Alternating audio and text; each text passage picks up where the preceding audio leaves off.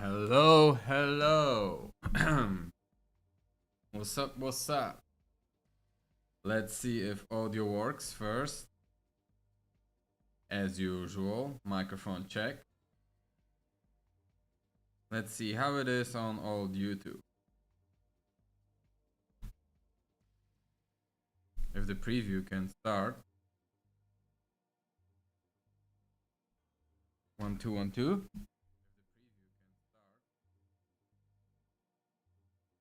Oh, no audio? What's up?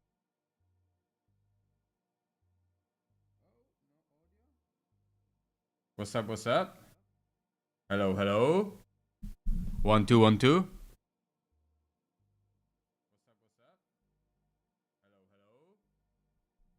Okay, I think we have audio on YouTube.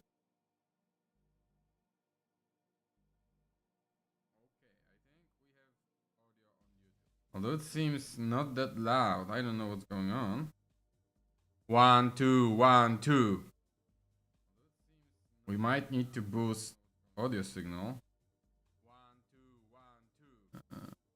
Let me quickly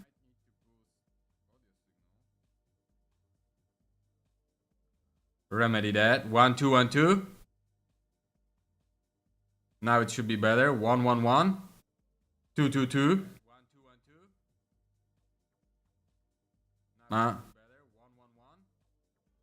Microphone check. My microphone check. Microphone check. My microphone check.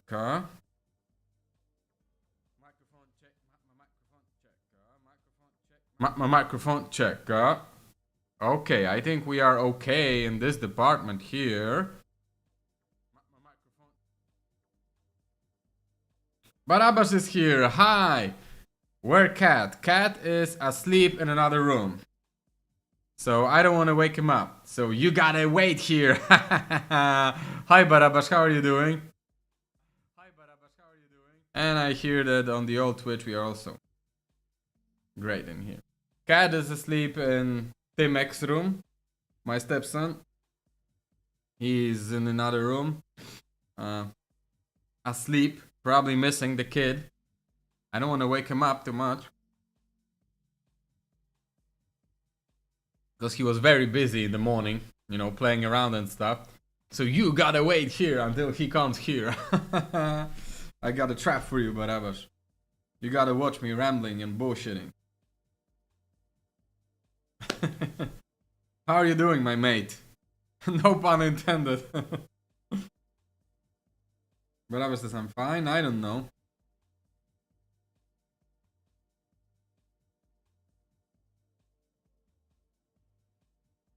How are you? I'm fine. Allergies are kicking my butt. Not cat allergies. Pumbaa helped me, you know, cure myself out of allergies, but cat-related allergies. But you know, still, thing is fucked up on allergies front in here. Both me and my partner are suffering right now. Artstyle looks cool. Thank you very much. Yeah, this will be another, I think, part 4, if I remember correctly, of trying to, you know,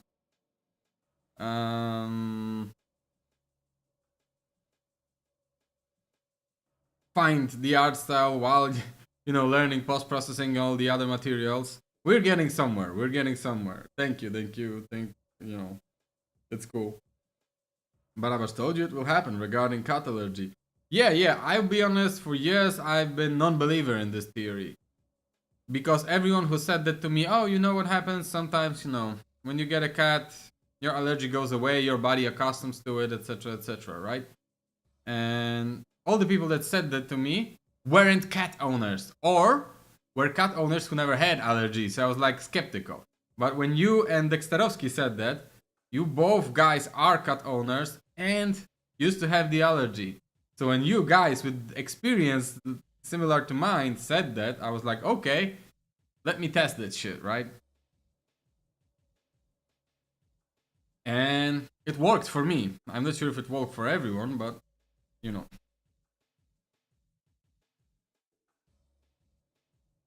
And Barabbas, how are your pets doing? How are your pets doing? And Did you had any chance to like sit on your project? And I'll be back just in a sec. I just need to get my tissues real quick because my nose is all kinds of fucked up right now. So I'll be back in a really quick second.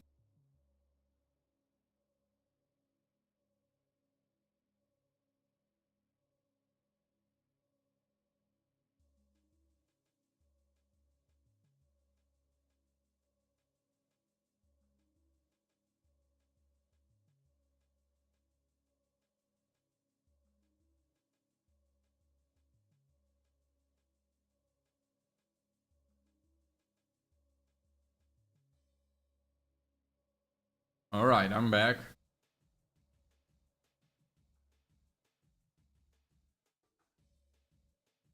Barbara said, to be honest, I wasn't sure how it will be for you in the end because your allergy is much stronger than mine is. In the end, it worked out. I got way stronger allergy for dogs. You know, because immediately after we got cat, I was like, man, maybe we should get like a small dog or something. But it was like, no, let's not get too hasty. I just got accustomed to, living with cat. Let's not add another variable to it, shall we? But Abash, my project is on hiatus. Okay, that's normal. That's, every personal project goes through hiatus period. Sometimes it never comes back, sometimes it does.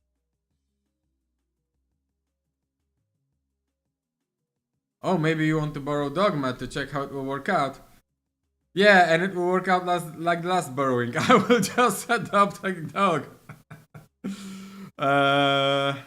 Yeah, no, not right now for sure. Right now we are having our hands full with the kid, with the cat. It's not now. When we are talking about eventual dog in the future, me and my partner, we're talking about the future when maybe some money will pour in and we'll be able to get a mortgage for like not a flat but a house. But that's like a big if and maybe. Know what I'm saying? It's like, yeah, that would be lovely, but we'll see in that economy. Mortgages and my fucking credit score. Non-existent credit score, so, you know how it is.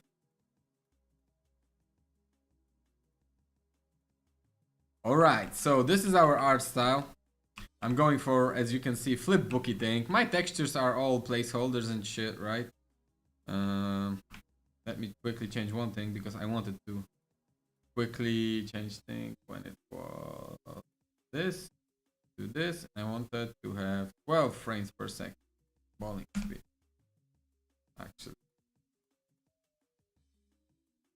make writable. Ah, yes, I hooked up Perfor server like a day or two ago.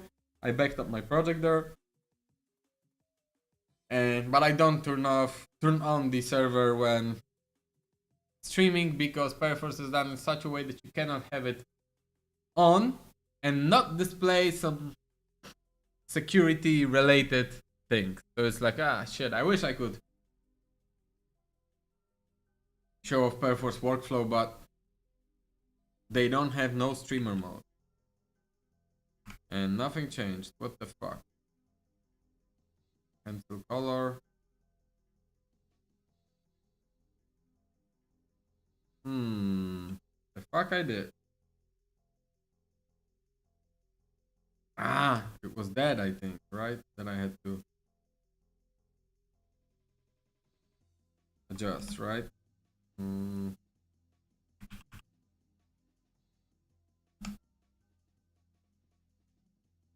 Yeah, I think it was that. Okay, 4.01. Yes. Lots of moving parts here, right?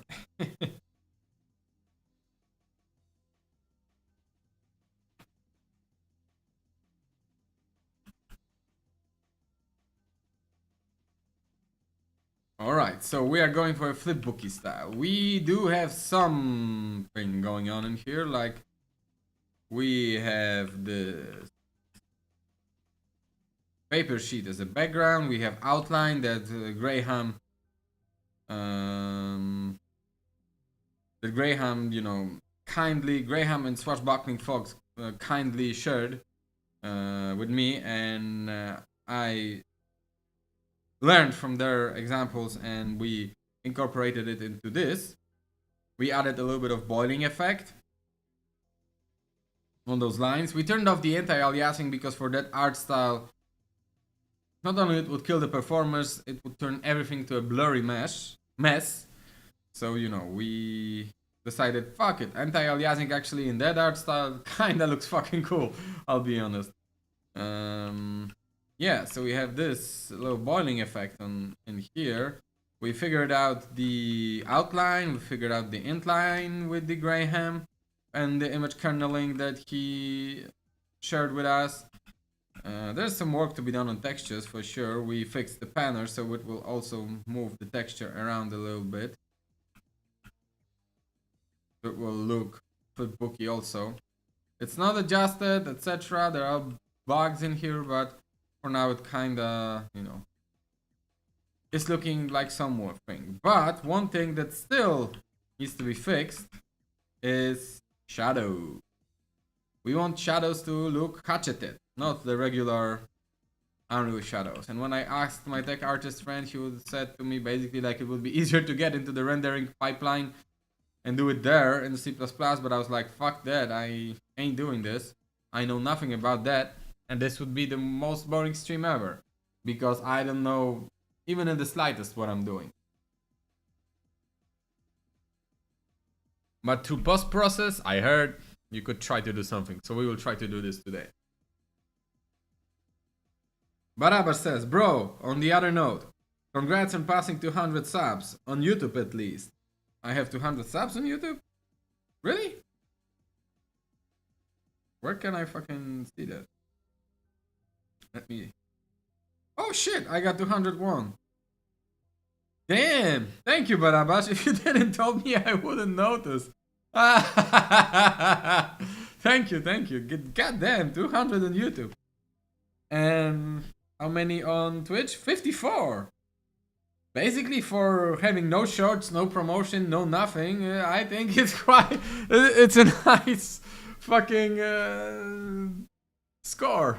201 on YouTube and 54 on Twitch. And streaming only on Sunday in the hours where usually people are asleep or are sleeping late or whatever. And having no promotion, etc. I feel satisfied. Thank you, Barabash, for letting me know. Damn, if I knew that it was 200 subs stream, I would prepare something. So sorry for not, you know, preparing anything special. But I know that you're here mostly for Unreal, you know, working and seeing the pipeline and experimentations and everything, right? So, what, should I just play the video game for you? You are guys playing better video games. I mean, your guys are probably better at playing video games than me right now. So, let's just dig into the meat of this. Barabar says, naked stream next time? Nude yoga instead of Unreal Engine? I think people would pay me to not do it. So I can do it for you, Barabash, on a private stream. So that's how we can handle that. But other people, I think, rather send me money not to do it. Barabar says, YouTube allows full nudity in the case of nude yoga. Bro, for real? Or are you just teasing me? I guess cool. I don't know. I know that if I would be like 15 and I heard about that, I would be very interested. Teenagers, I mean, teenagers wouldn't get excited about that. They have access to other shit, so you know. Look it up. Barabar says. Not on stream. Thank you very much. I might accidentally get banned for this. So yeah. So what are we going to do today is try to do this hatcheting thing, and on the conceptual way, I kind of understand what I have to do. Like detect in the image in the post process, right? That Maybe let's take a screenshot of that. I wonder if I can take a screenshot. Yeah, let's take a screenshot. Let's paste it in our TL draw. I love this tool, this website, right? So, lots of things have been explained here. But basically, where's my freaking pen? Oh my god. Here it is. Pen mode, yes. So basically, in the image, we wanna detect, hey, these are shadows, right? These are shadow pixels. Or I should be like, when we are, doing image kerneling and we do a cell and we detect that this is a shadow, and let me make it a little bit thinner. What the? This is opacity? I forgot. Make it S. This is a shadow. This is a shadow, right? Instead of having this exact pixel, change it into a pixel from a sample texture that turns it into a hatcheted freaking thing, right? So it will be hatcheted, right? So it will actually become like a hatcheted shadow based on some kind of texture, right? My shitty texture.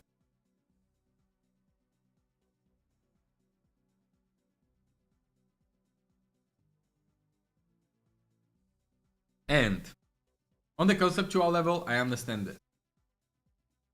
We even built like a shadow catcher post-process, but I still am not fully understanding how I could turn that into this, right? So as usual, we are searching for, learning resource, and I found this curious fella.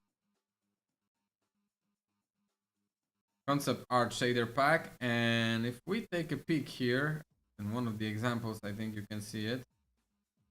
I don't think you can see it very well, but basically they kinda show it off in here, how you could have hatcheted shadows. Yeah.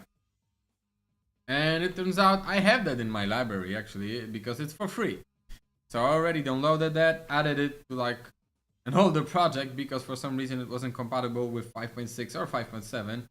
And I felt like, fuck it, I don't want to deal with that. So here it is. My old project when I was experimenting with PCG or something. And here we have concept art shaders, overview levels. Let's find the one that is doing it. I think it might be called hatching. If we take a peek at it, the shadows that are on the objects are hatcheted, right? The unlit parts of the mesh, but also if we really take a closer look, or wait, yeah, if we really take a closer look, I'm not sure if it shows up on screen, but this thing is basically hatcheted. Like, let's take a screenshot once again, put it into Krita, my favorite image processing program. New file, whatever. And if we increase, I think it was this, no.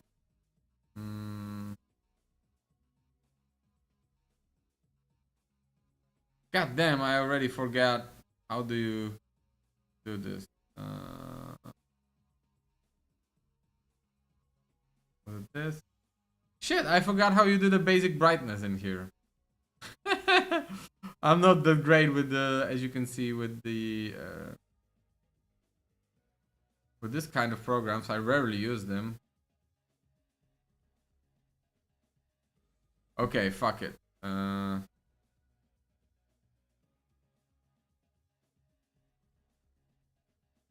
Also, the other thing that is fucking me up when trying to find it is like, it's in Polish. Okay.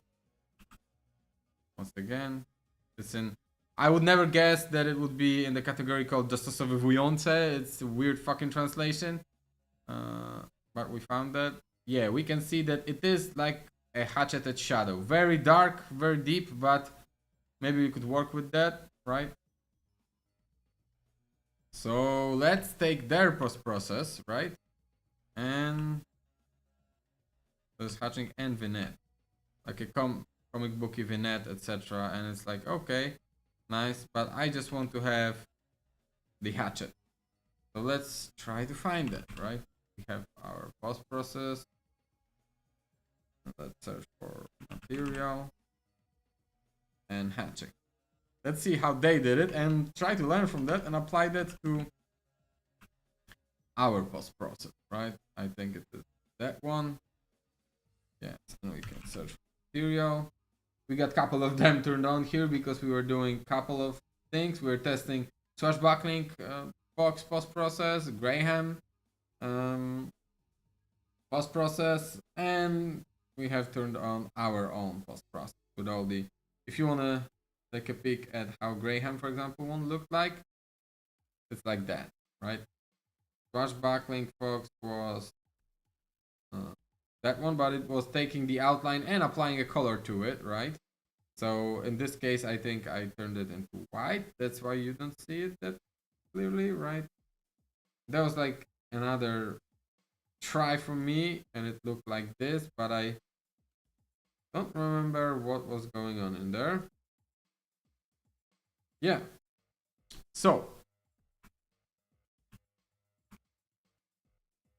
let's try to learn from that, shall we? Oh, okay, I have it open. Hatching, and let's see. Not a big post process, which actually I am in favor for.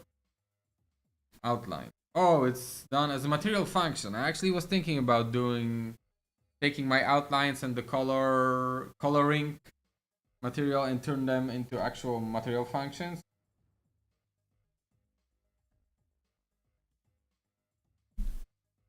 But I'll see about that. So basically there's a material function for outlines, and I don't need that because I kinda already have that, right? So let's try to analyze what they were doing and how they were doing. They have like hatching two hatches. Oh, two textures. Hatching. Okay, two ways of hatching, and they are multiplying them together. Don't understand why, but probably there is something to it, right? Clamping of value, and that thing gets multiplied and passed into emissive color. Makes sense.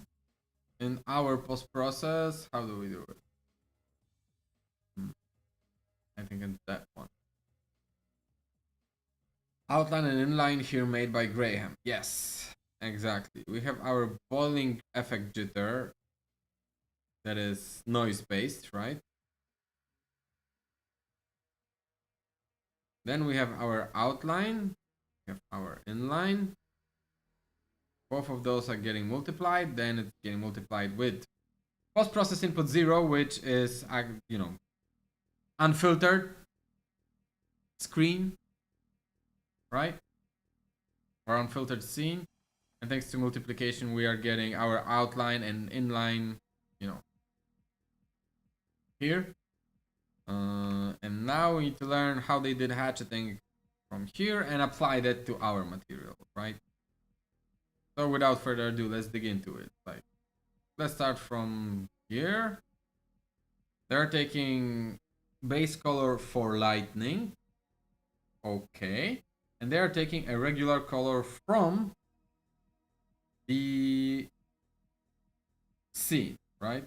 And then they are taking the whole mask, RGB.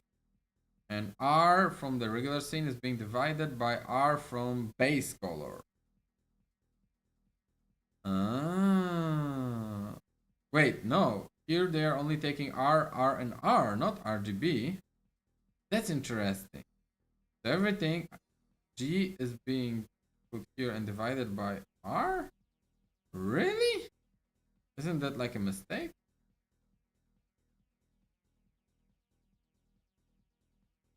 Why would you divide green by, or maybe I do not understand what is base color for lighting.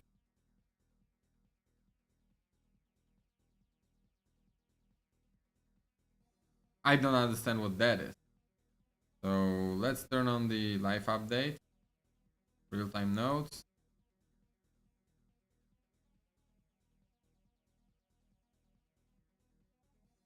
Material base RGB color can be modified on read by the shading model considered third base color. Wait, what? Which scene texture, screen align texture we want to make a lookup in?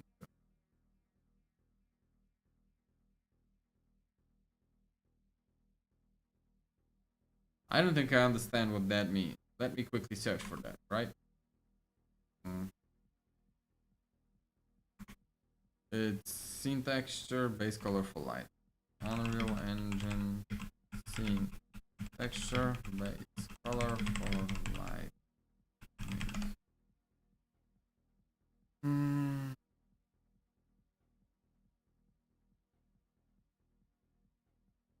That's what AI overview says, but I'm not sure if I trust AI overview.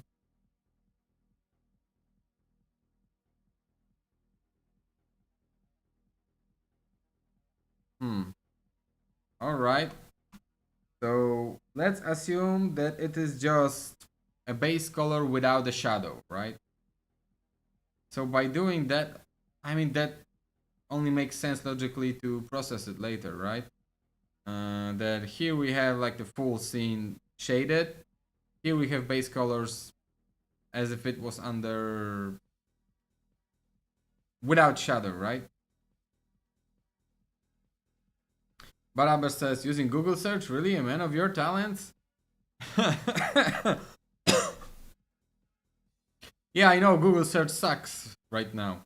That's true, but what sucks more is my skills with HLSL and rendering, right? So even if I would try to open this node in what the fuck in Rider, I don't think I would understand this code, and I don't think I also have code generated for that. Yeah, I don't have code generated for that project or for any project that I'm currently working on right now.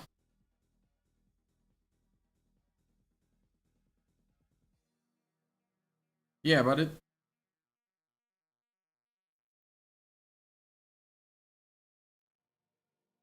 okay, now okay. I read the description once again and now I understand it. This is the base as I assumed, RGB color that then can be interpreted by shading model, etc. Okay.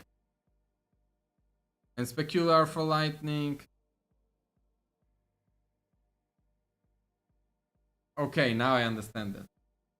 I meant using Google for search. That did shit. Fish. Yeah. Oh, why not? Let's actually go to DuckGoGo and type it in. Unreal Engine base color for light.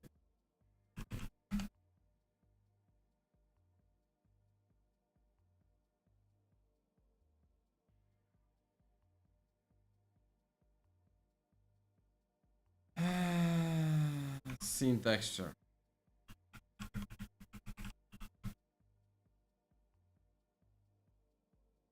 How about we put like what the no, I don't want what the no. I think it was typed like that. A small experiment on my part. I don't really use DuckGoGo that much.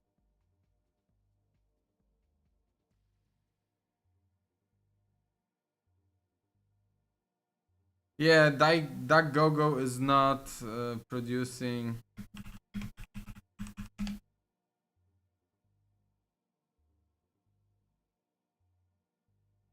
How about the documentation? Maybe they will have. I mean, right now the comment that is there in the tooltip window makes way more sense.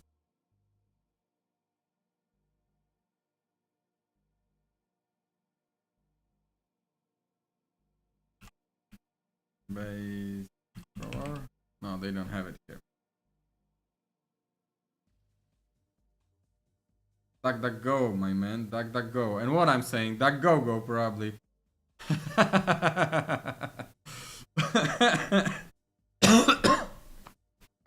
Allergy is killing me. Okay, fuck that. Let's get back to the post process, shall we? Okay, so now this tooltip makes more sense to me. This is like a base color, right? Without any shade. So I prefer DuckGoGo instead of DuckGo.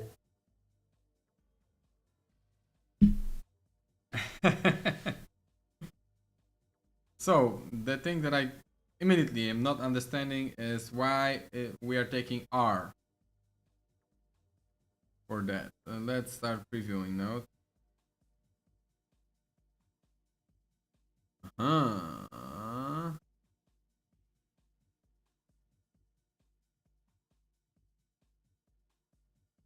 Okay, can I take like some mesh that actually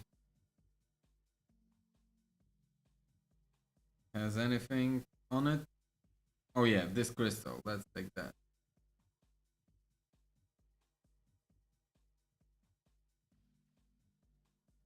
Okay, so here it is.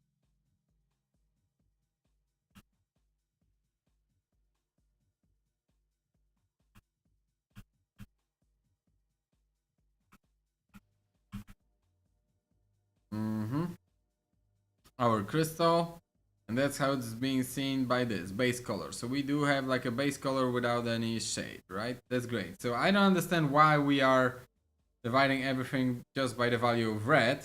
It would make more sense to me if we took every color and divided by its unshaded value. That's how we get the shade of that color, but maybe I'm not understanding something. Maybe it will become more clear as we will debug it, right? Let's start preview that node. This is our regular node with all the shading, etc., right? The specular and everything, right? Here are our, regular masks. This is the value of red, which is not really very red mesh and texture on it. So it wouldn't make sense, but if we take R in here, it's basically this thin, slight, really slight, low information, right? But all of it is being divided.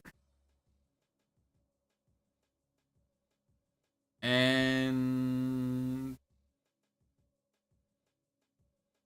I wonder how that actually looks. So we do get like the full on silhouette white pixel value where the mesh is. And I assume it's the same for everything, right? Yeah, then we multiply it, so the value is, more sane. And it only makes sense on a red pixel, actually.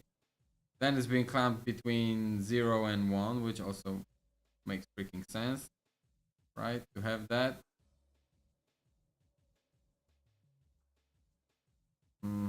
And then for some reason,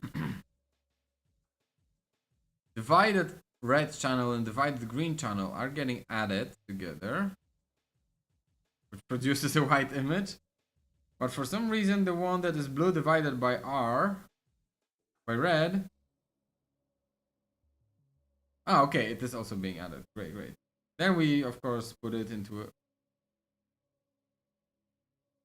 a power, and then we multiply it to produce more sane image, right? So we combine all of those, all of this information at once, right?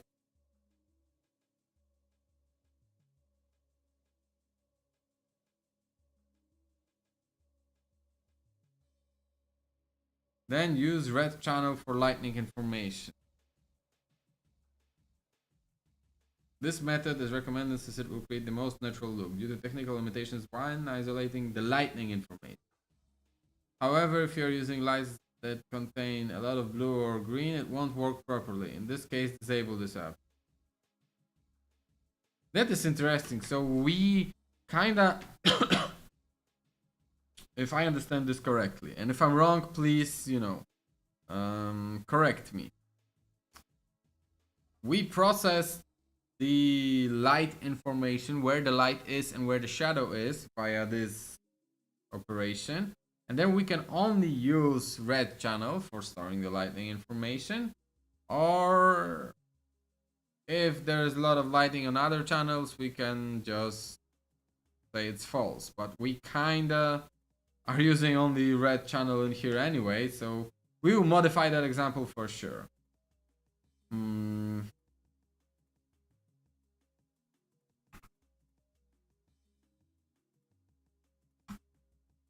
Based on lightning only. That is interesting. I'm not sure really what that.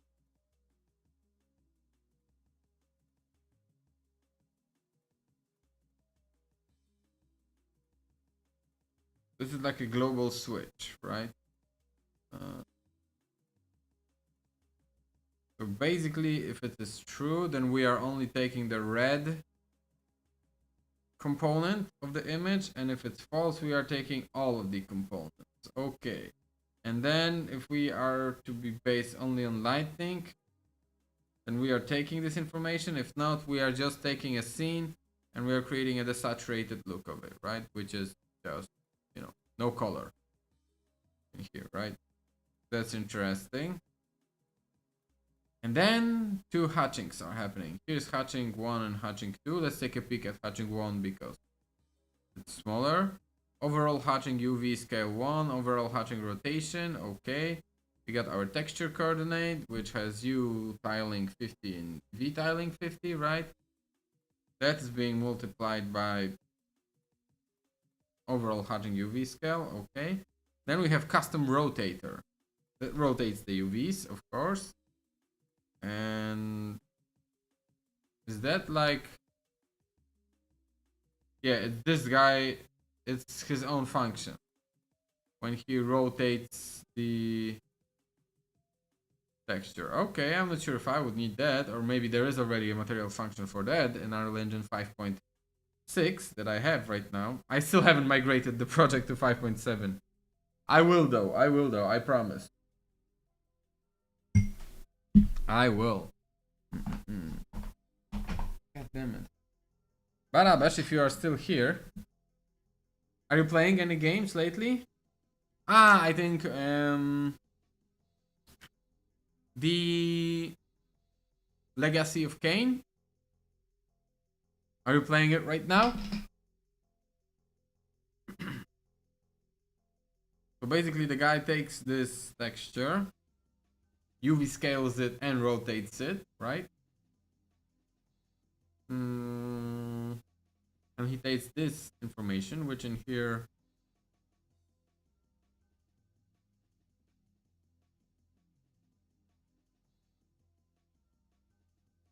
looks like this. I don't see anything in here. Okay.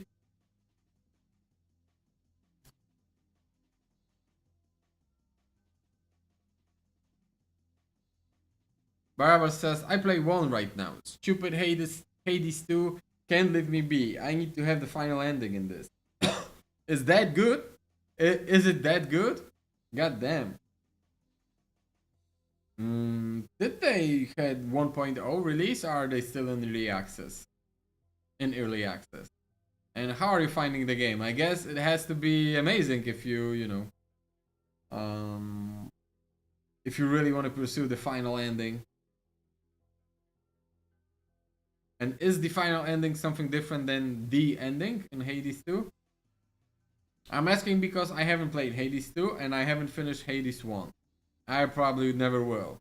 Not because I think there's something wrong with this game, it's more because my hand gets so hurt while playing this that I'm unable to play after 2 hours, right? And after a whole week of playing Hades, I feel like, I don't know, like my hands cannot operate anything. So I had to like stop it and accept that I'm physically too weak for this shit. Barabbas says, I play Legacy of Kain once I'm free from Hades 2 and Outer Wilds, which I started again. Oh damn! Outer Wilds 1 or 2? I played and finished Outer Wilds 1 back in the day. I haven't played Outer Wilds 2 at all.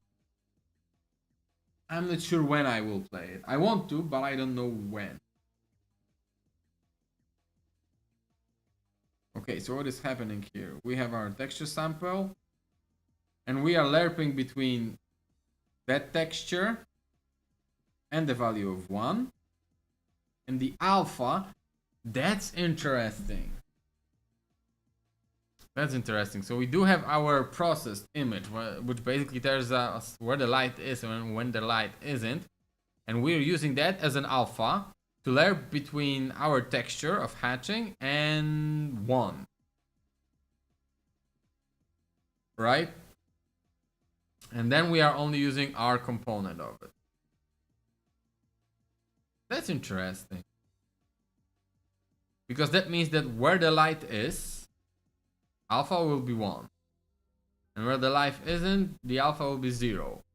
Right? So we'll be jumping between whatever is on the texture to the value of 1.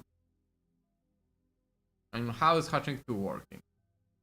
Secondary hatching offset, secondary hatching rotation. Okay, we have rotator. 2 rotators in a row. The exact same texture. So it's taking one hatchet and the other hatchet and it's crossing them. I'm not sure if I will be doing something that complicated.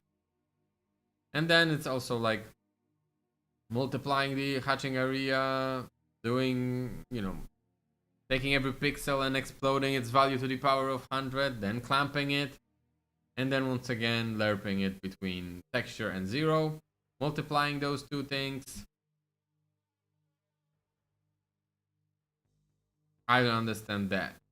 It's like we're multiplying those two hatches, so it's in the cross, right?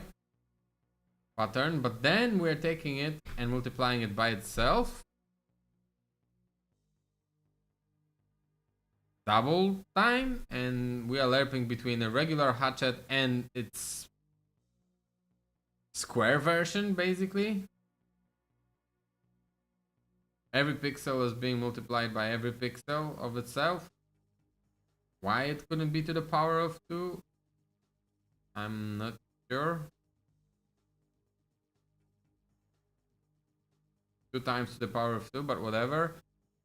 And oh, we have regular alpha. So we are either using one image or the other image. Okay. And then we are clamping it and multiplying it with the post-processing input, and that's our emissive color. Alright, I think I get the gist of it. I think we can try to do something in that manner. If I'm not sure if we'll end up with such thing as this. We'll see. And I really would, I'll be honest, I don't really care about the shadow on the object itself that much. I care more about this shadow to be hatcheted with like thick line. But we'll see. We'll see how it will work out. Barabbas says, no, it's not good, but it's okay and it's roguelike and it have lots of things to unlock so my stupid brain can leave it be. So you're hooked. Outer Wilds, not Outer Worlds. Oh my god, of course. Those two fucking names. God damn it. Try to be inspired to get back to my project. Okay, yeah, now I understand it. I also haven't finished Outer Wilds. But I loved this game. I really loved it. And the only reason I didn't finish it was because I was obsessed with it and I was playing day after day. After work, right? For like, I think, whole week straight. And after that, for lots of, family reasons, I had to take like a week-long break of playing. And when I got back to it, I completely could not remember what the fuck I was doing and what I'm supposed to do right now. This is one of those games where it would be good to stream or to do your notes or something, just to so it would be easier to get back into, right? Because I just could not get back into it, and I was like, oh my god, what I was doing. I tried to do like 2 runs in there just to remind myself of what the fuck I tried to do, and I was like, no, I cannot do it. I need to have way more time to rediscover what I already discovered, and I didn't have it at that moment, and I never got back to it. So yeah, but the game is awesome. Outer Wilds is really, really fucking awesome. Oh yeah, so I feel like I got the gist of it.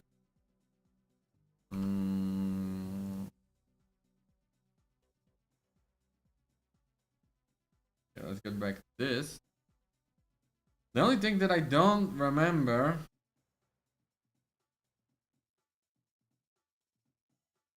the only thing that I don't know why it's there, is why we are only dividing by the red component of the image. Not green divided by green, blue divided by blue. We will try to do it in the way I think it should be done. We'll probably fail, and thanks to that failure, we will learn why it was achieved like this in here. Baraber says there's a log on the ship that helps with that. Yeah, but even that, I don't remember specifics because it was years ago. I think I still might have been living with my roommate. It's probably been before before COVID, really. And even reading through that log, I was like, oh my god, it felt like too much of a hassle to do this.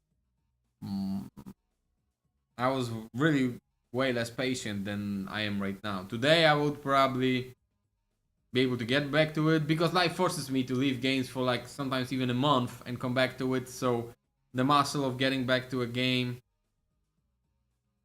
is, way better right now for me than before COVID. It has this detective type of board that shows all the clues and what to do next. Yeah, I remember, but for some reason I was like, I'd rather just load new game. I was 28 or whatever fuck was my age then, and I couldn't. I had lots of time to play video games, so I just switched to another game. Today, I probably wouldn't do this. I'd be like, no, let me finish this game. Yeah, but it's a good game. I love the way you could navigate the solar system. It was really awesome. And the mystery was awesome.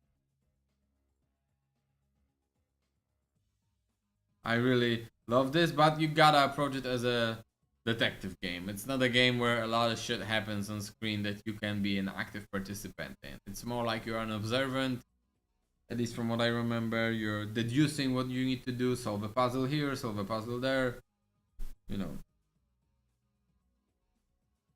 To be honest, this game is kinda boring, Barabbas says, and I hate the time limit aspect, but I've installed mod to have some more time. Yeah, I remember also being irritated that you at some moment I basically had to speed run to get through some place to see like 1% more of a mystery, and then I was dead and I had to redo the whole run a little bit faster just so I could push it 1% more, etc. Like that also kind of felt annoying to me. But I just felt like, maybe I just suck at it or something. I didn't know that there is a mod that allows you to have more time. I might have enjoyed it way more. And maybe finish it.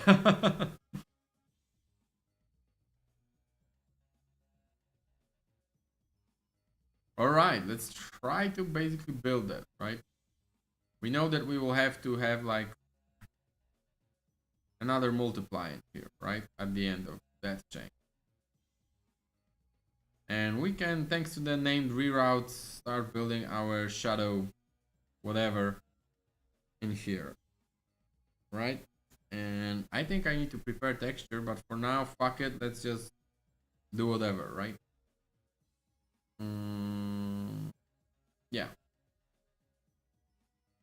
So we are going to start with scene texture, and it will be regular post-process input 0, a pass-through. And as they did it, scene texture, scene color, base color for lightning, right? And we want to break those into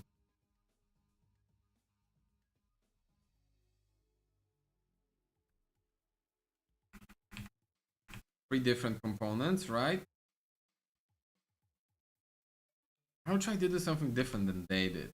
It might be a mistake, but we will learn from this mistake.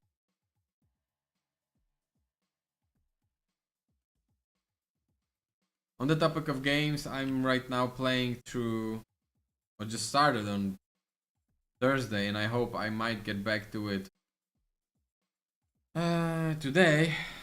Is the Slay the Spire 2 early access. It exploded on Steam, right? Half a milli, more than half a milli.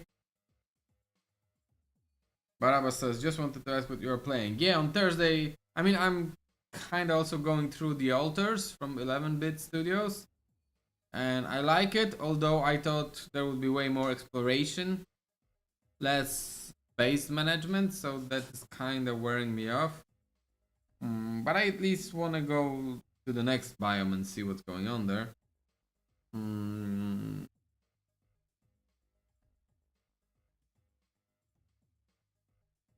To see what's going on there. But you know, I love the Slay the Spire 1. I think I have it on every platform. I just couldn't help myself.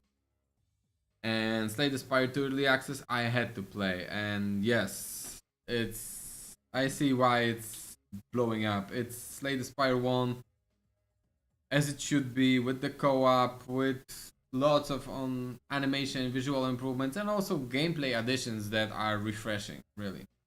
So I will be playing through this.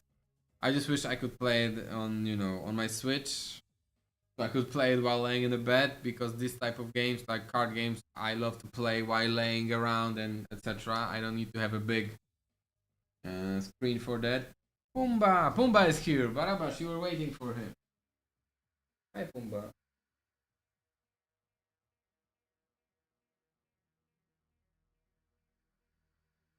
Do you want to say hello to the guys? Oh, you were sleeping. Sleepy boy. Hakuna Matata moment? Yeah, here it is, Pumba. Come here, Pumba. Yeah. Oh, sleepy boy. Wow, is so good. Here's Pumba. You are in the litter. I can smell.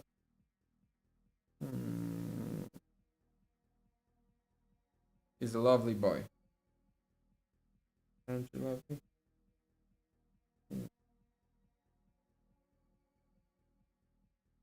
So here he is. Say hello to the guys. Oh my god, so much fur.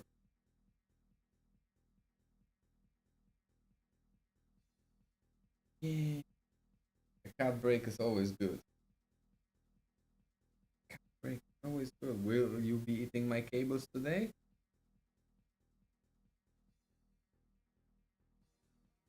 Hey. He's still a super small cat.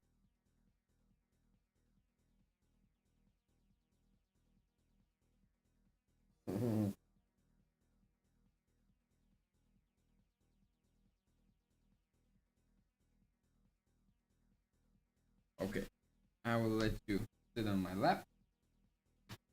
Chill out while I will be twisting my back and developing further. Alright. So that was Pumbaa. He's a short-haired British gentleman. Alright, let's do a divide. Whoa, what, are you falling off? Wracasz się? Just not do that. Yeah, go sit there. So we will divide the R by R. We will divide green by green.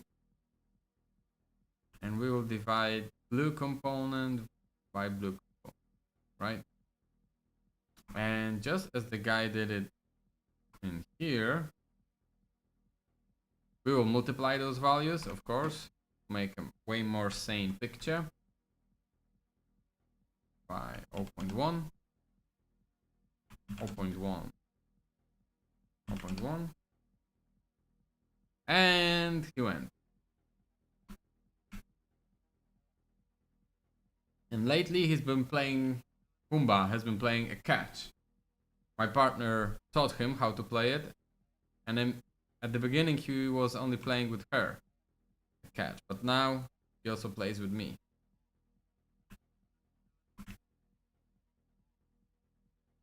And let's see how that looks, right? We got our red information about whatever the hell this is. We got our green information and there's nothing. And we got our blue information.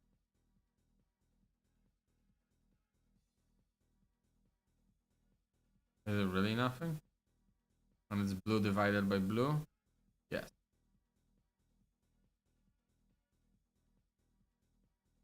There's an error here. How the fuck Okay, now it's... Why am I making the same mistake constantly? Alright. Here's a blue information and here's a green information. It should find the shade for every color, but I might be wrong, and we might just learn why am I wrong. Of course, clamping.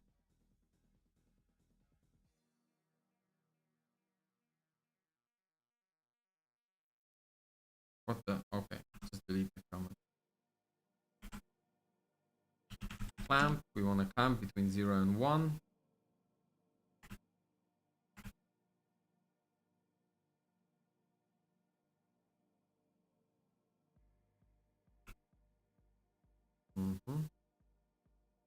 Yep.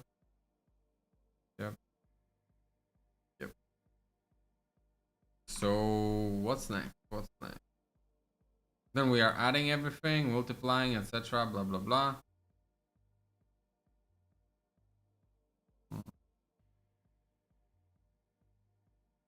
And then we can start working with our sample, with our texture. So let's add all of those together, shall we? The red component with the blue component. And all of that. Red component to green and green to blue, right? And of course, power. Not banner. Power.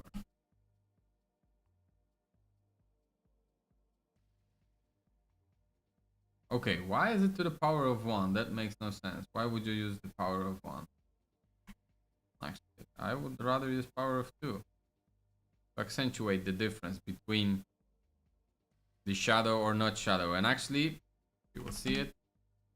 You will increase that shit even more. Like, everything that is white in here is lit. Everything that is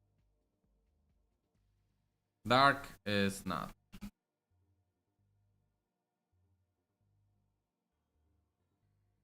And we actually wanted to catch that, but whatever.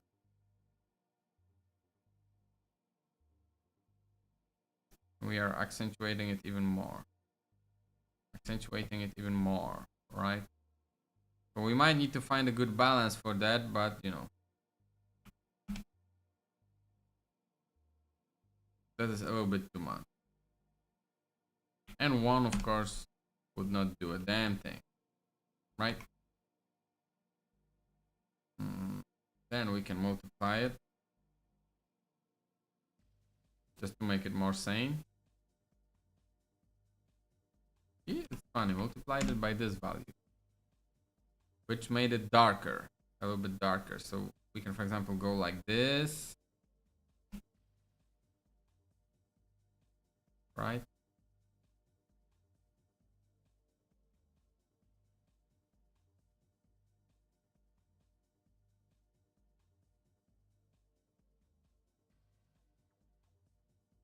Yeah, we will be playing around with the values for sure.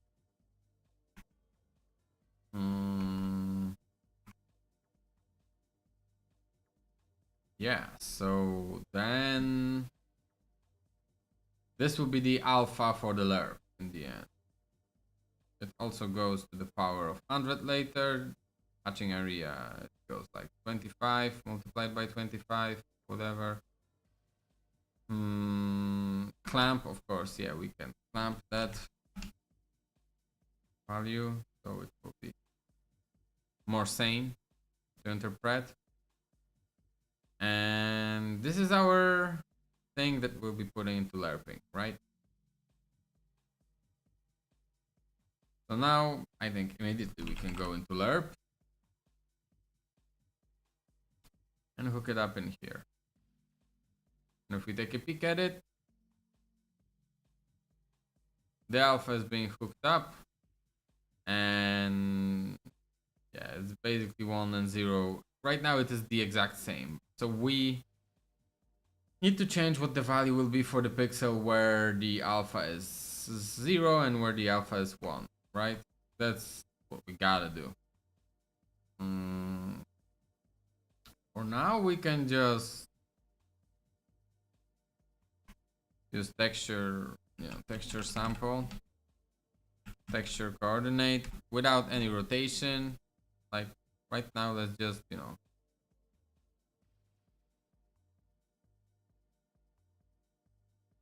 let's just do that, and let's just use that sample, and we will,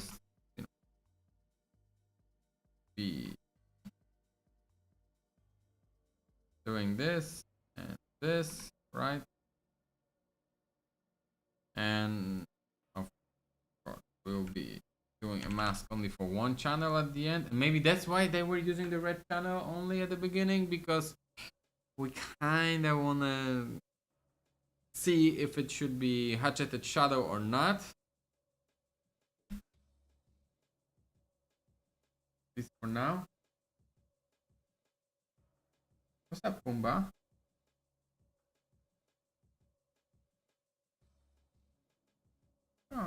Here.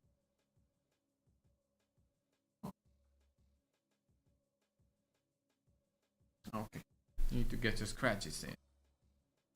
And let's take the texture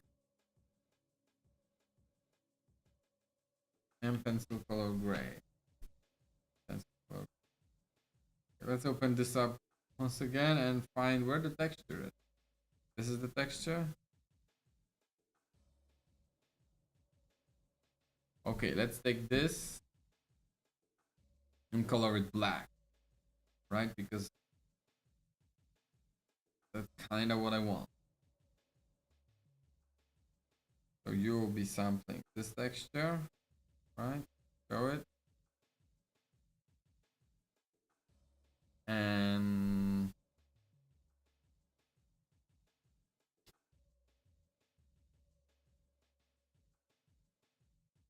just basically multiply it.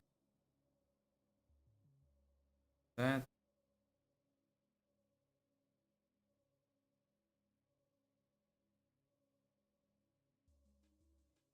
By 0 with the color black, right?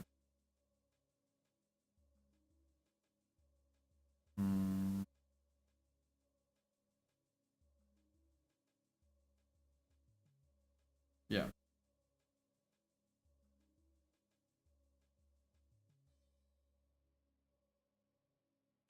Although something doesn't add up.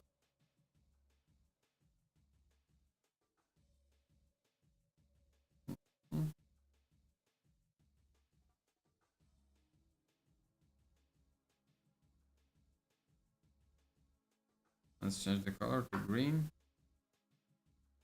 What is going on? Am I fucking it up in some way, shape, or form? I am, but I don't understand why. Oh, of course, I'm taking instead of RGB, I should have taken the alpha. I'm always making this stupid mistake. So let me take an alpha. Let me make it black.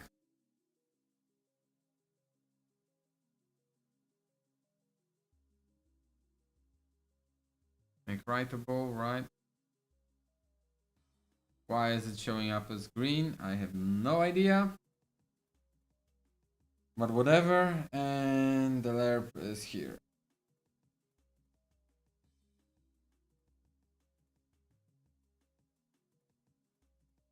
And the lerp looks like shit. Oh no, actually something is happening. Oh, that's cool. Alright.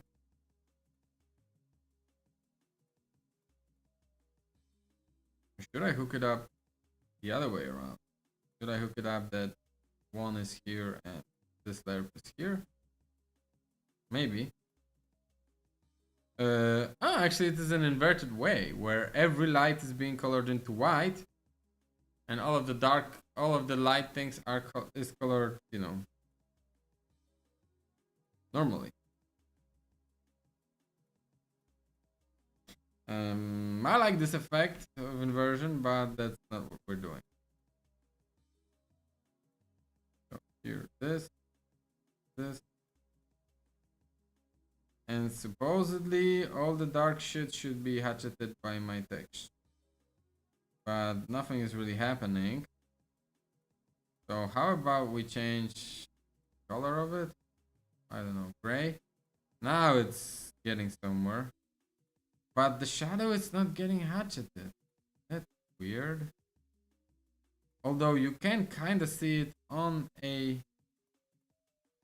this, right?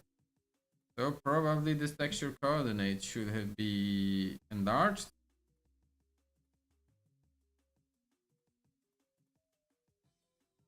Let me quickly alt tab in here because the guy was multiplying the texture coordinate. So let's do it. Let's see how that will change. With the power of 50.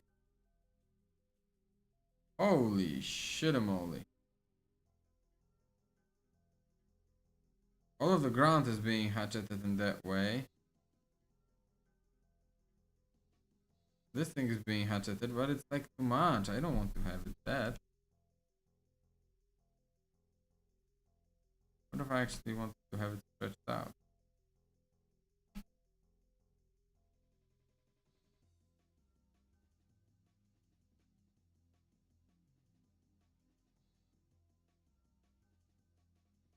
That's a weird image, really.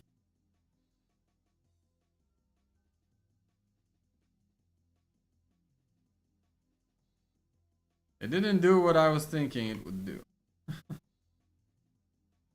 We could do like rotations, etc.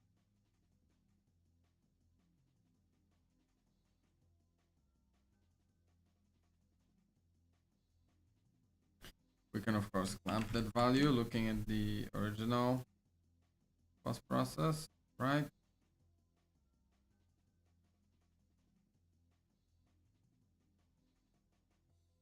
I'm not sure if it did what I thought it would do. And then I can create named reroute and apply it, and we will see how all of it combines. Named reroute. Offset the shadow.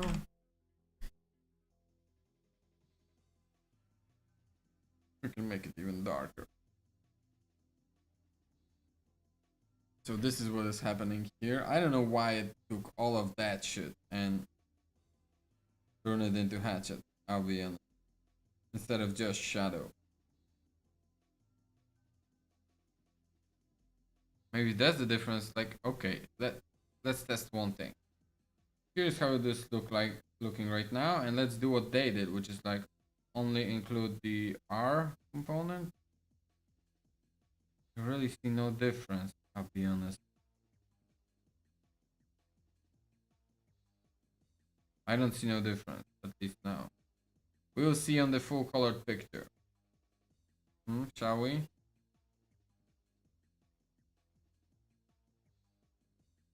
There's also another way of I could do it. I could heavily saturate the image just to have like really white and dark spots,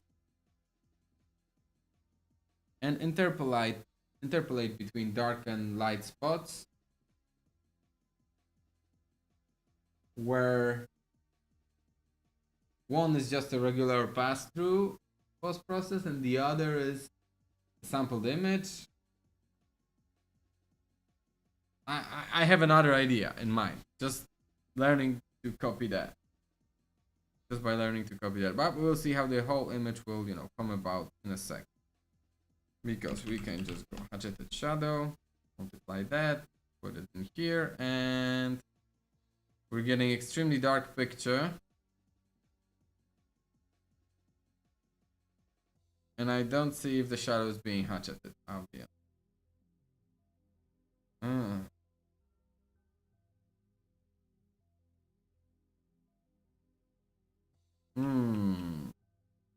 And the shadow, is it hatcheted? Not really. It's still a regular shadow.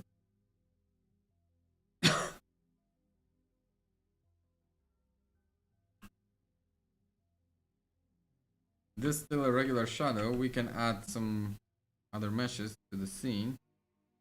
I don't know. Some mannequin.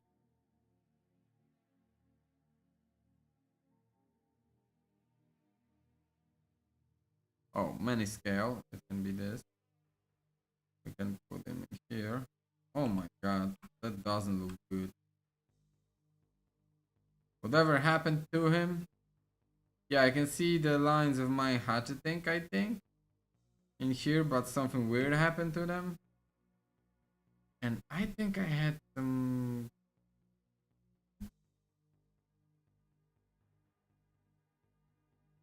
funny ass enemy in here.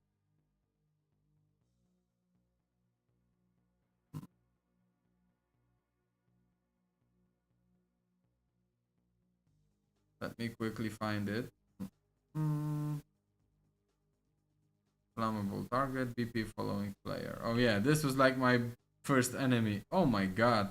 I mean, he does look awesome, but that hatcheting doesn't do him justice.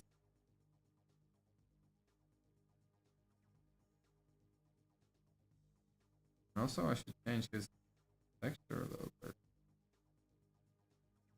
From this to, let's quickly find the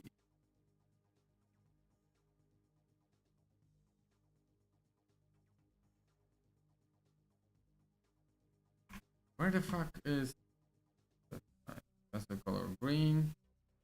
Let's create a copy of it and call it plastic color red.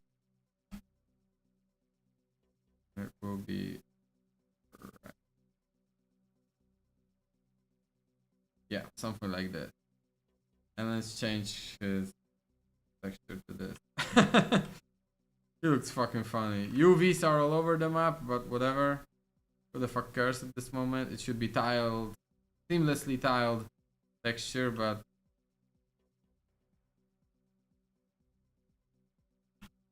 it looks kind of funny. But the hatcheting in here is not doing great job. So let's unhook it for now.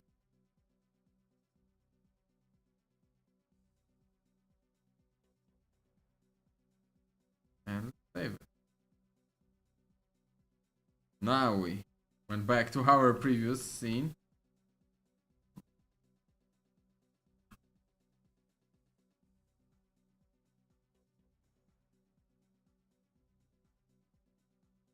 He looks funny. He might be a funny enemy to play around with. And our many looks way better right now. Okay, so our first attempt at catching this shadow kind of fucking failed. So we will try to build it once again, but this time let's do it differently. Like, show me this. This is the base color for light. Alright. Yeah, basically I need to experiment with the scene texture and see what I have in there. Scene texture. Let's turn on display and in depth. Let's just show it. In depth, diffuse color, specular color, subsurface color, base color for lightning, specular for lightning. That is interesting. World normal, of course. Opacity, nothing is translucent. Roughness, material, ambient occlusion, right? Okay, custom depth, blah blah blah. Process input 0 is just reveal pass through. I don't know what other post process inputs for are. Decal mask, we don't have a decal. Decal mask bit was moved from G buffer to the stencil buffer for performance optimization. So therefore no longer available. So why is it selectable? Anyone's guess. Shading model color, ambient occlusion. Here we go. This is our ambient occlusion. Visualizer. Base color as stored in G buffer. Custom stencil. Specular as stored in G buffer. Velocity. Nothing is moving. World tangent. Anisotropy. Yeah, okay. I guess we will just use a regular pass through. And we will saturate.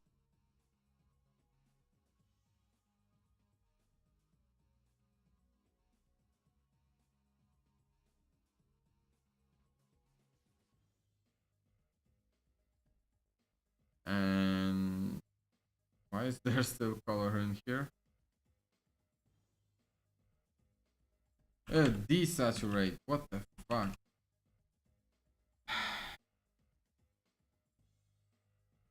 I don't even want to comment on that. Okay, now everything is freaking gray, right? Now I can take this power. And accentuate the differences that way more. Even more.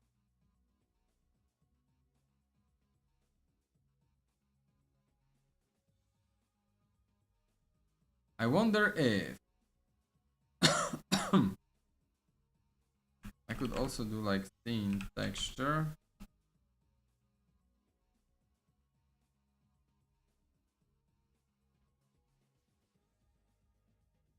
Wait a second. What if let me try to see one thing. We got our scene color. That's not exactly it. Take a peek at that.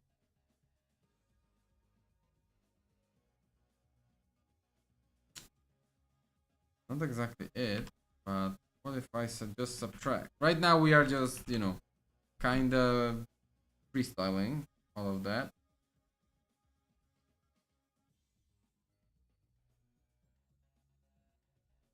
I thought it would work a little bit differently.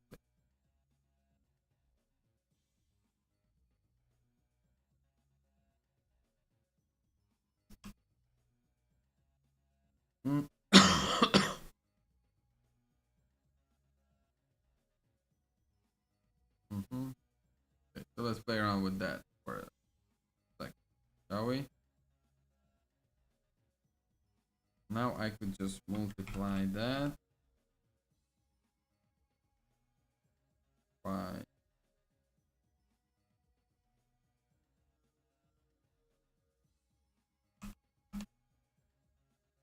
it made it darker. This will make it lighter. Now we are accentuating this difference, really. Now we are getting somewhere. It's too much. It's too much. But maybe I should do it the other way around. I should first multiply that, then take it to the power. No, that wouldn't make much sense, right?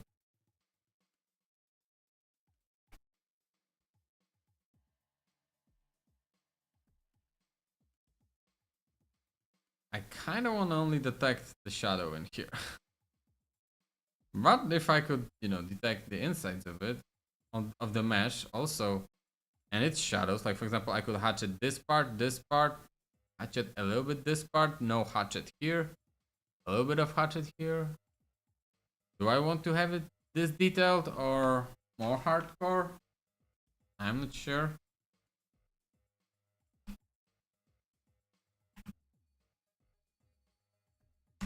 Okay, so I can steer the power of shadow, of the contrast, right?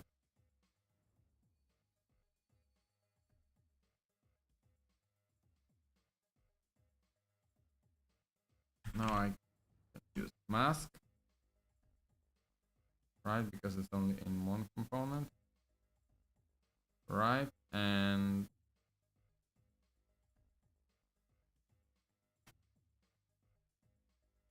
what do I want to do right now? I kinda wanna lerp right now, right? Use this mask as a lerping tool, right? And for now, let's just use the color. Something drastic, like pink. Wherever we have black,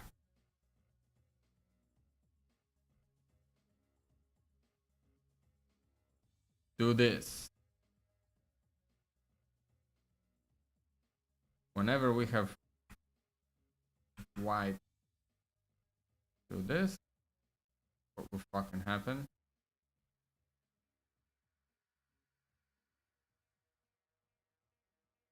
Wait, what? Why was he allowing the lerp here? Eh?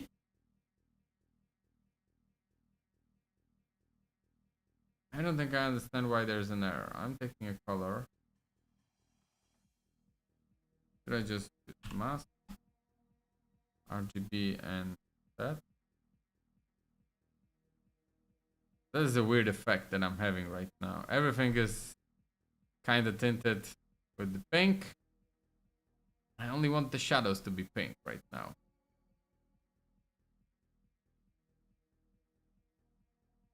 I think I'm fucking up.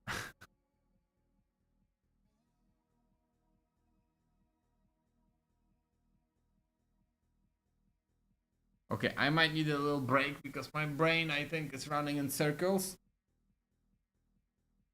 Hey, Pumba. Yeah, I heard you were in the litter.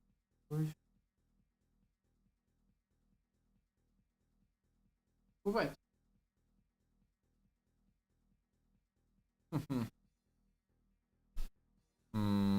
Yeah, I think I might need a quick break because my brain is kind of getting fried and I think I'm running in the circles and like the obvious solution is escaping.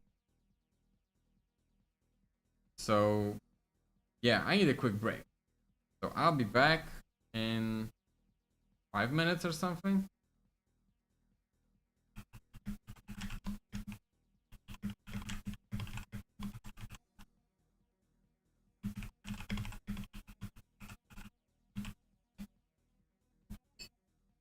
Alright, so I'll be back in a couple of minutes.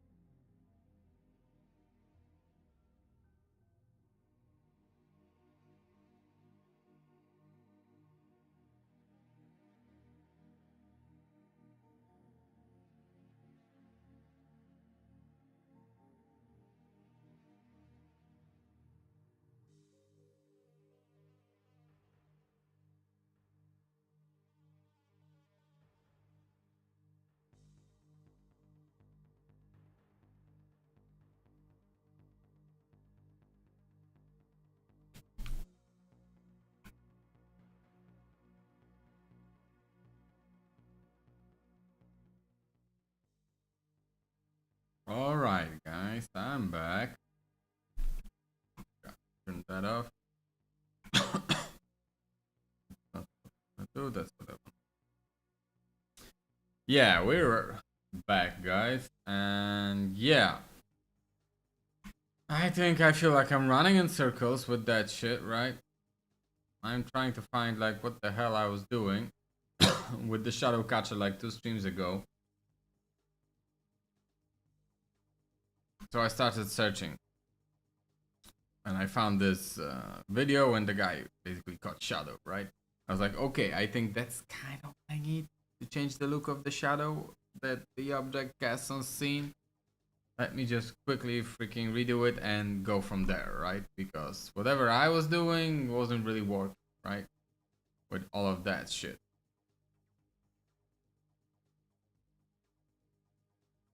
Maybe we'll be able to do something cool with that. So let's delete all of this. And let's start from scratch just by taking a peek at this guy's. Let me quickly paste the link in here. At this guy's shadow catcher, which basically takes base color. From that base color, we subtract our fully shaded scene, which should, and then we are saturating it, which should result in shadows. That's what I tried to do before break, but I kind of messed it up. My cat came. Hey, what's up, cat? Pumbaa.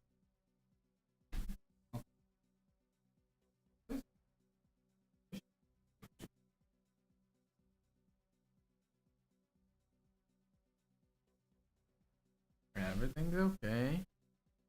It's okay. Alright, so we are subtracting. We are saturating. We should have had a shadow going on in here. Like what the hell? Like this guy at this moment, he had this thing going on. I don't understand why. Let me turn all of that off. Just pass it, yeah. Oh, wait. No. I don't have the shadow. What am I missing? Because he just did this and replacing the tone mapper. Okay.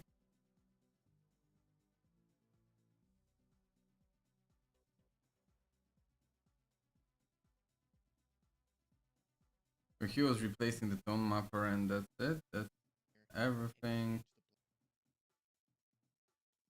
he really did. But the beginning did some surface post process. Okay, no, like I literally have the exact same stuff and it doesn't catch shadow right now.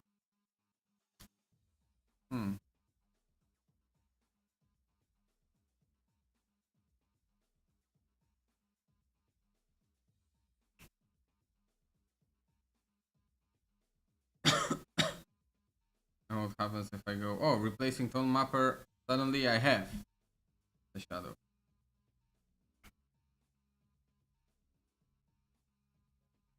So should I have two post processes running in parallel? Maybe that's the solution, that I should have this, right? The outline. Let's delete that. Let's just copy that. Let's save it. Create a new material. Shadow cutter. Yeah, let's just call it that. Let's change it to post process domain. Put it in here. Delete our reroute. Put it there, here, and replacing tone map. And now we do have it actually. We do have it. We have our thing going on, and now we can multiply it if I understand correctly. And it should increase our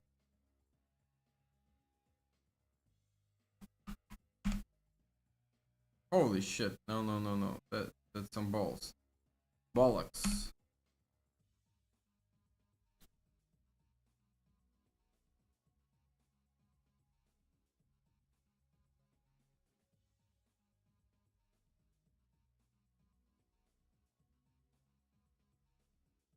Okay, none of this preview works in here, but the whole scene works. But what if I, instead of this, put the power here?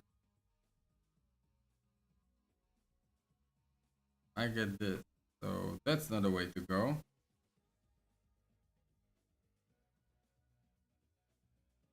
What if I put it in here? Oh, as well. So it only works like that. That sucks. And it's like in sepia or whatever. So let's put a mask in here. That in here. Oh, now we have like only 2 colors, right? What about 1 minus? And how it will look right now. And we got the inverse. Alright. We kinda got what we wanted, but the ground is still being gray. That's not exactly what I tried to find.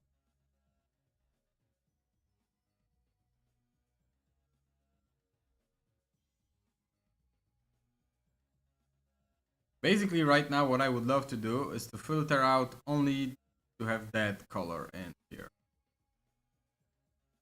Or in the terms of this, now I would love to accentuate this exact shadow to make it dark. Graham is here! Hi, good morning game devs. Good morning Graham, how are you doing? Are you coming straight from the swashbuckling stream? Because I saw that he was streaming from 3 AM. Here, in the GMT +1 time. For you it will be like 4 AM if I'm, or 2 AM. I was looked in it, but I was sleeping. Ah, okay, I get it. I get it. I was considering jumping in when I got the notification because I wasn't sleeping at that moment, but I was like, nah, I need some sleep. I will, try to catch, him another time. How are you doing? Oh yeah, and I want to add in here materials, another process in here. Shadow capture.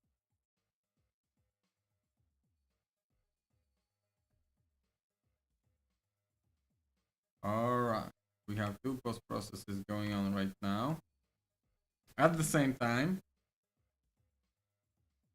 Now I can put it into position of power.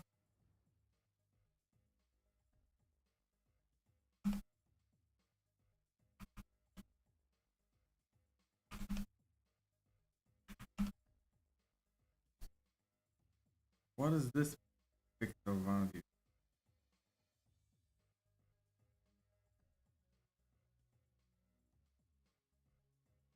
I would love to get just information about where the shadow is and where the shadow isn't from like rendering pipeline.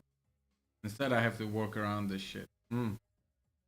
Graham says, not too bad. Trying to crack on and get on some of this project done since I'm in a code sprint for core gameplay loop. Oh, what are you working on right now with the gameplay stuff? What kind of gameplay right now are you, doing?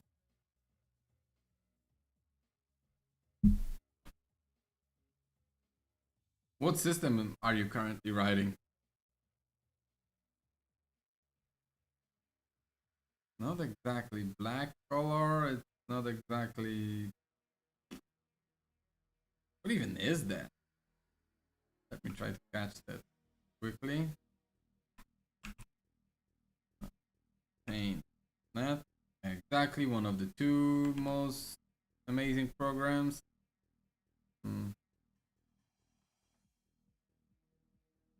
Almost zero, as I suspect. I need to turn that into zero, and it changes depending on where you click it. So I need to accentuate the shadows even more, make them hard shadows, right? Graham says, did implement a system for an in-game interactable terminal yesterday using a render target onto a material via widget renderer. Oh, nice. Nice. So basically, guys, Graham implemented that you can walk to the terminal. There's a render target there. You can interact with it, and the changes are being done via material and widget renderer. Interactable terminal. Kind of like Fallout or something like this. That there's something you go up to it and everything goes on there.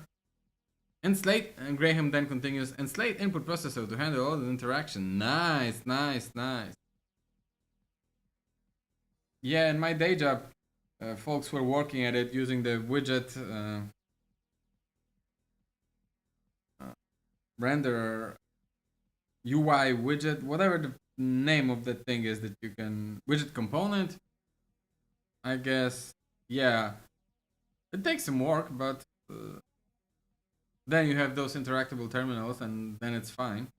I think I remember the best implementation that I played was Prey. That was some work of art.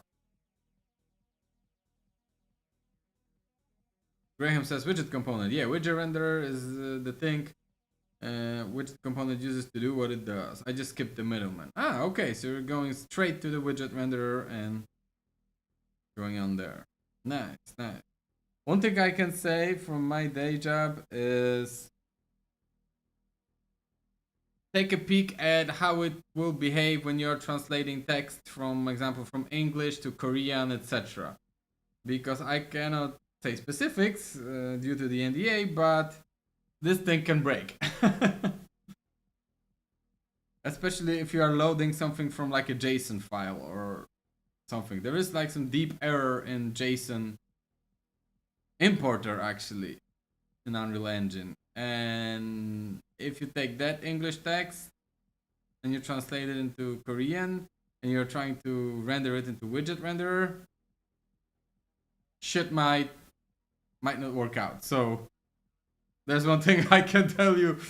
I had to fix that shit. And yeah, it's some deep JSON basically fault. Not on a widget renderer or anything like this, but yeah. There's one thing that I always am forgetting about is like if a game is planned to be translated into multiple different languages, even if you have like some placeholder translation or just any placeholder text that you can translate even via Google Translate, it might not make sense, but it might pay off to test some of that pipeline early because then you have to hack around it, and oh boy, it can be painful.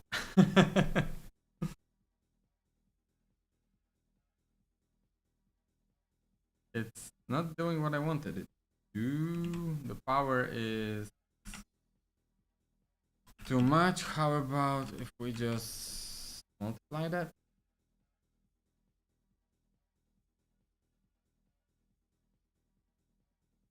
Instead of power? Oh, I meant high. Oh, it's going like that. Yeah, not gonna cut it. Not gonna cut it.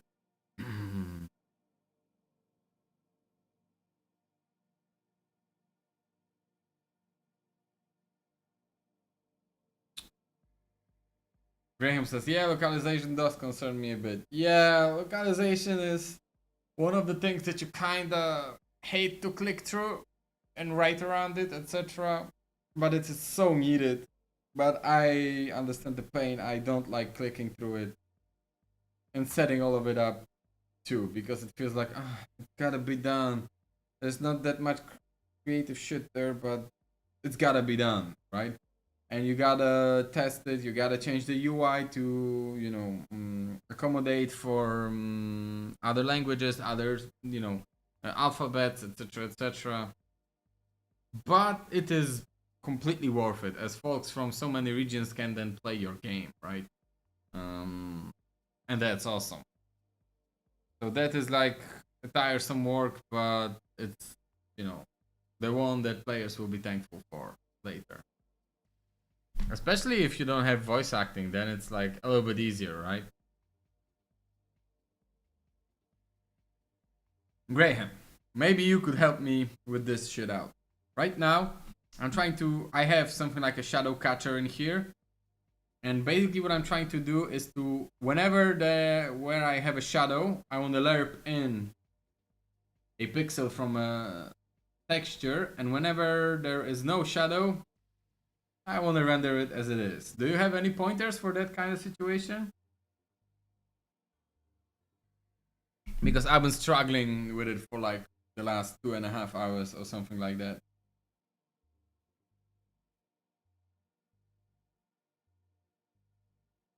And I had a couple of approaches, but I even opened up like a project in another instance of Unreal where I have a example of some hatcheting being done, but it didn't work out the way I thought it would for me, right? So because I want to take care of those, shadows to turn them into like hand drawn, hatcheted shadows, and that's the moment where I wish I could just tap into the without C++, getting into renderer pipeline and just be like, hey, you wanna shadow this, fragment? Don't just put piece of this texture here, and it would be done. Graham says, I just woke up, so give me a sec to get some caffeine and I will open up my project. Okay, okay. Not a problem. We're not in a rush. We're not in a rush at all. Trying to figure this stuff out is not that easy when you don't have that knowledge. And yeah, I'm patient. And I lost my. Oh, yeah, there it is. Material window. Because so far, what I have as a promising base is I am catching shadow. The non-black thing, this lighter gray thing is shadow. If we take a peek without mask, it looks like this. But I wanted to mask it. So like this, I inverted it, so maybe I could have an easier time, but I just thought of something. Maybe I shouldn't invert it. Maybe I should even accentuate it in that sense, right? Can I saturate even more? Huh. I wonder if 2 saturations in a row will... No, it won't do what I thought. Fuck. Yeah.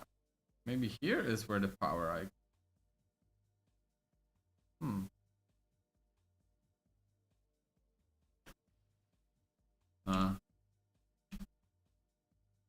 No. And what if we don't multiply it? I do like this. No.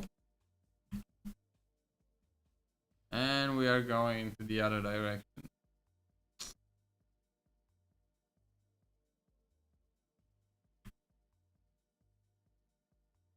Almost. If I could just turn that part of shadow into white, I'm there. Into white, or after inversion, if I could, turn that shadow into a complete black thing, I'm there, right? I'm there because then lerping is easy. Whenever there's 0, put a texture in it. Anything other than 0, just put, the post process in here, right?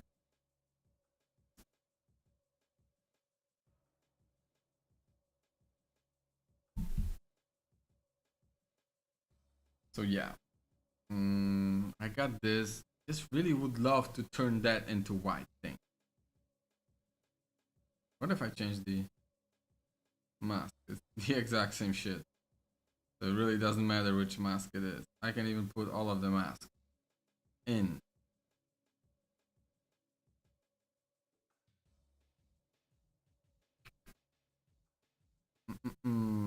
What else I could do? Maybe, you know, just looking at the functions might help me.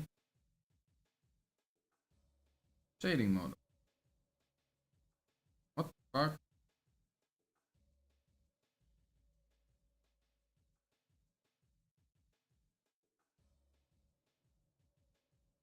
And this... Wait, what? I can put an unlit model in here. And...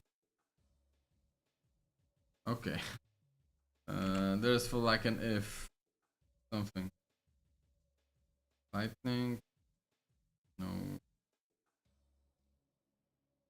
Shading. Absorption. Axis aligned Fresnel. Fuzzy shading. Metallic shading. Sphere ambient occlusion. Cone shadow texture. No. None of this shit is what I'm looking for. Texturing. No. Blend. No, that's not. Chroma keying. Almost, but no. Color ramp. Desaturation. Linear. Okay, changing the color space. Constant. Convert. Coordinates. Blah, blah, blah. Custom. What do I have under custom? Okay. Cube map debug. I never really use debug in here, but that's good to know that there is here. Apply depth buffer. Decal buffer, sorry. Density, depth. Distance field.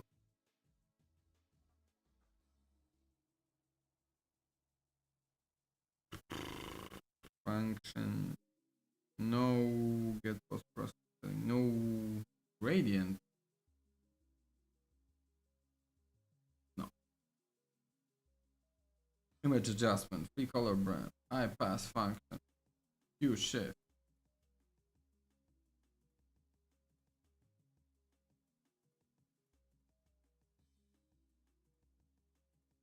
Cheap contrast. Maybe that's what I.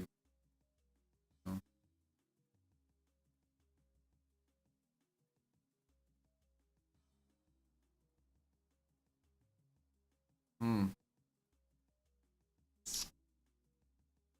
Not really happening. What if I put a multiplier to here? Oh my god, what the fuck I did?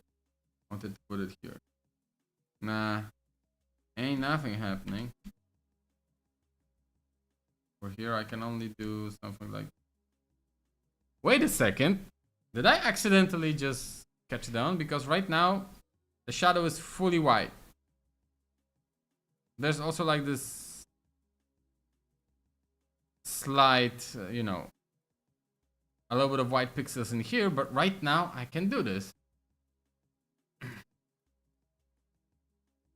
Holy guacamole. And what if I inputted this in here? Maybe I could even accentuate it more. No. Absolutely not. But that one worked out. Making a cheap contrast and blowing it up by 5. And actually, even without cheap contrast, I should have just multiplied the value by 5 and we're golden. Okay, so now I got white. And now I can do not even lerp, I would say. I would say it's almost like an if situation. Where I'm putting A, I'm putting 1, which is the value of my color that I will be keying, right? If it is bigger than 1, or I can also clamp it, just to be sure, right? it is bigger than 1, then just texture sample, and or I can even just for shits and giggle just put a color in here right now. I don't know, yellow. Yeah, it can be yellow. Just put it in here and put it in here. If it is bigger than B or equal than B, and if it is lower, then just put that in here, right? And none of this shit worked. God damn. Ah, yeah, because I should have put mask RGB. What the fuck is that? What the fuck did I do?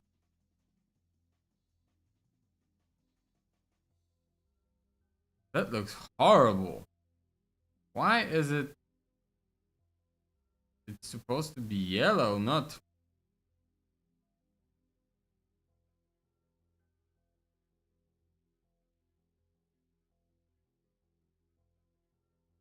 What the fuck did I do? Ah, because I changed the replacing tone mapper, in color after tone mapper, nothing happened.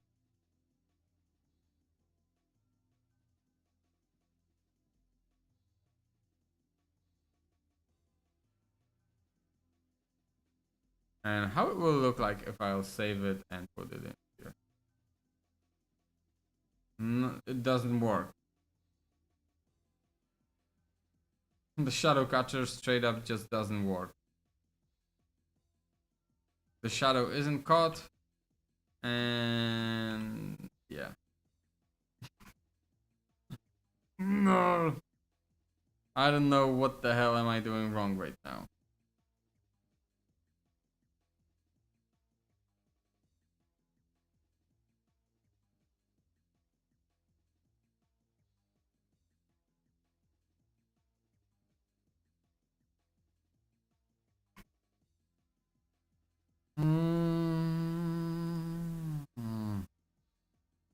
God damn. I also feel like I'm sleeping. There's this weird thing going on in here. Maybe I should just lerp instead of like doing that shit. And let's clamp between. Sorry. That would be the alpha. And yeah, clamp between this and this. I wanted it to be the other way around. And that here. That is weird and wild. But yeah, it kind of does what I wanted it to do, but not. It just colors all of my scene. Right? And I only want to leave that shit in the business. Right? I don't want to. I only want that shade to suddenly be pink, right?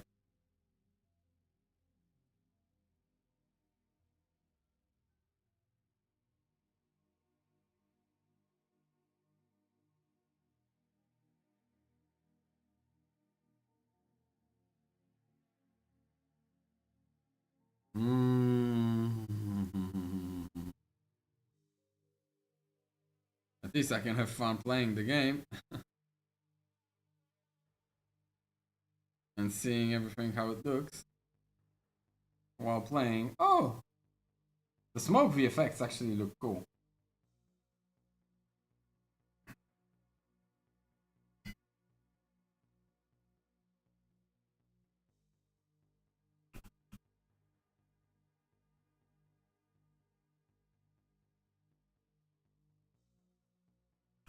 Oh, that's the enemy.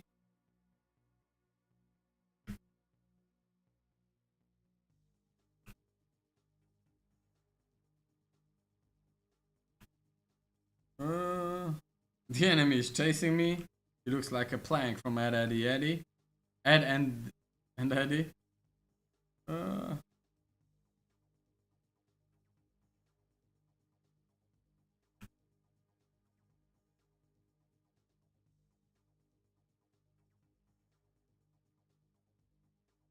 all right. Graham says, so I think what you could do is use a step node out of your component mask and set a threshold. So for instance, 05. So 05 into the A of the state node, light buffer into the B. Ah, okay. Of course, I forgot about the existence of such function. Am I a dummy? So step function, of course, and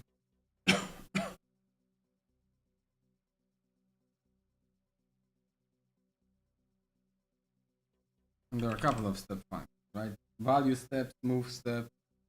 But I think we just want to have a regular step, right?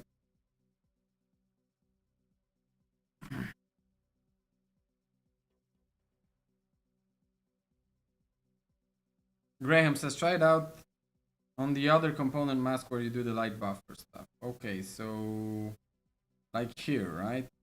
So light buffer into a B, so it would be like this.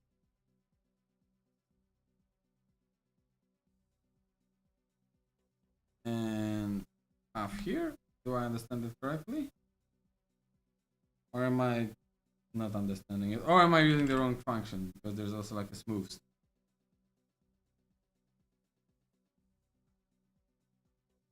And there is also, oh, stepping panner time.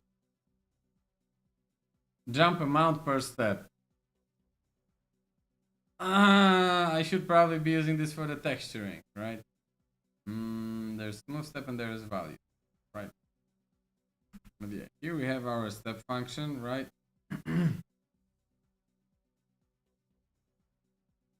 Out of your component mask. So here's my component mask. And set a threshold, for instance, 5. So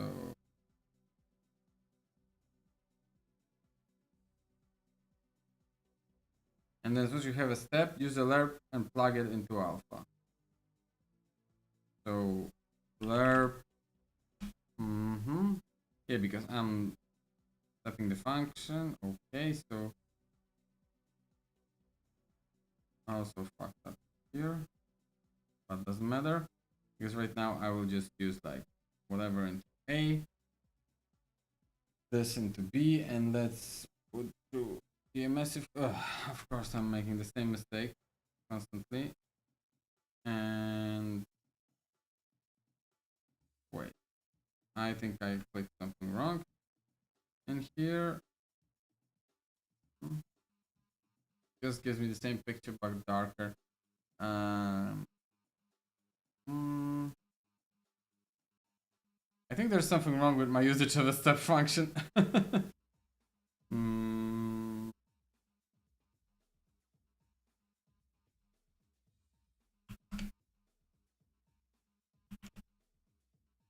Oh, okay. But it does something like that.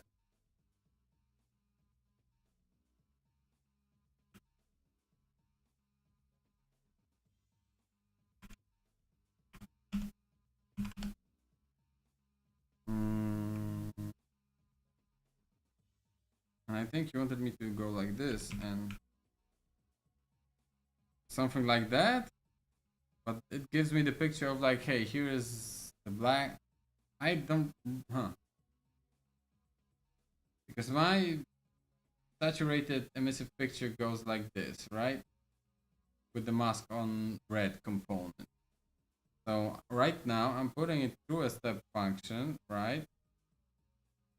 Everything that I processed. Or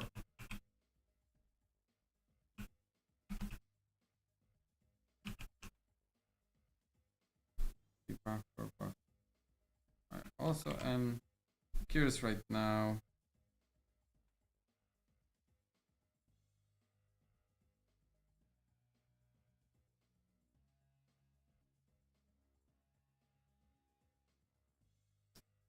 God damn it. I'm struggling with it, y'all.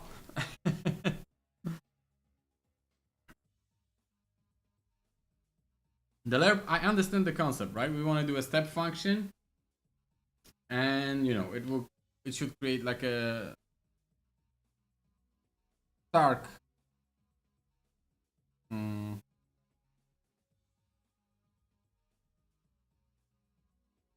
Graham says, let me double check if it will impact cast shadows. Ah, yes, because it might detect the shadow on the mesh, right? But not necessarily the casted shadow.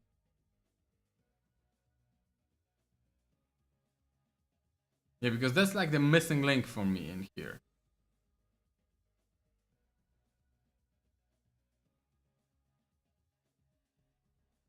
Maybe I that. Oh shit. I made all of my shadows disappear. Oh! Oh, I have something. I do have something right now. We did it, Graham. There is some slight error in here. I don't know what it's connected to, but maybe with that. Oh. Oh, it's kind of like how much shadow we can catch. Where 5 seems to be a cutoff for our step function, right? And here we have like some shadow that is bounced from the ball itself. But I think we got it, man. I think we got this. Look at that. Look at that. I'm not sure if that will be seen in here. Because I'm not sure how combining the post processes here is working, but I think we got something, man. I think we got it. Thank you. Graham says, if you have Lumen enabled, Lumen will do weird things with tone shading. Oh yeah, I bet. Yeah, okay. Now the mystery is like why my shadows aren't being affected really here in the post process, in the regular post process. Do I need to turn that on? No. What is going on? Because it goes like replacing the tone mapper. Scene color after tone mapping. Oh, I think that's what I was trying to find, right? But still, the shadows are exactly the same.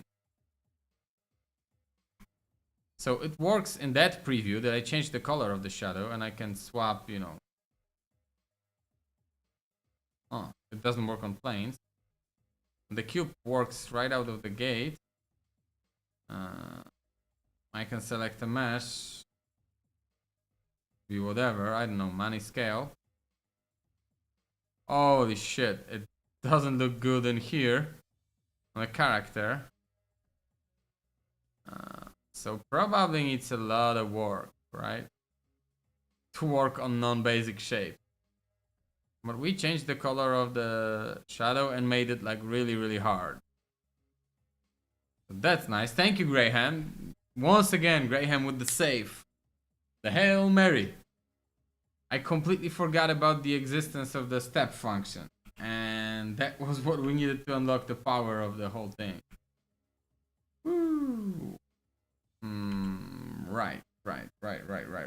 So, two mysteries. But right now, let's see. Let's try to do it even for like a texture sample. Let's pick the colored pencil texture in here. Right. And we only really need to use this and multiply it. Oh my god. I'm always forgetting that there is this shortcut.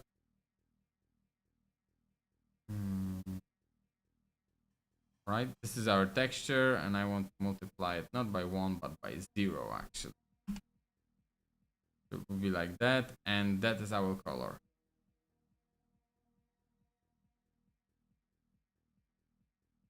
It is hatcheted right now, but wait a second. Let's multiply it by that. Yeah, we kind of see the... Wow. That is weird looking, but kind of funny. Graham says, I do use smooth step as I smooth it at the cutoff point, like a small gradient between 0.4 0.6. Oh, that's interesting. Let me try with smooth step. Why not?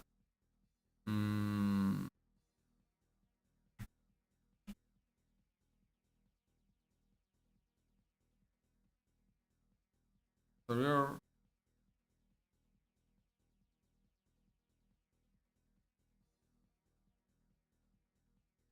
So the way you do it, you put in value in here, right?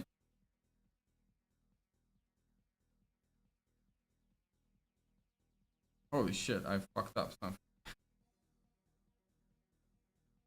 And you, for example, put it between 0.4 0.6, if I understand it correctly. I fucked up something. Wait, wasn't there another like step? Move step, value step. Oh, that's the one I think I've been searching for, right? When I'm providing this as an alpha, right? I hook up results in here. Yeah, yeah. Could do with that. Could do with that. And it also works kind of nicely in here. The shadow. Yeah, I might experiment with the smooth step later. For now, I have like two mysteries. I mean, no, not really a mystery. It's being correctly rendered in the texture space of this. Texture coordinate. Let's put it in here. Right, and we might want to multiply that by, I don't know.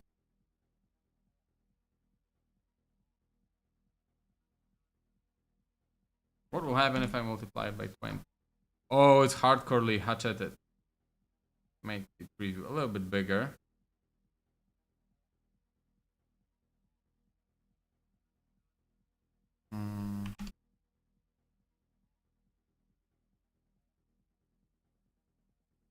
That one looks nicely. Of course, it's not seamlessly tiled, but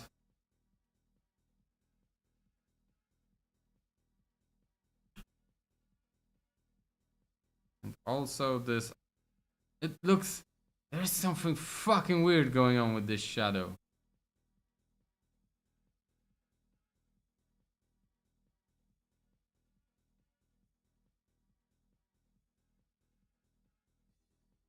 There's something absolutely weird going on in here.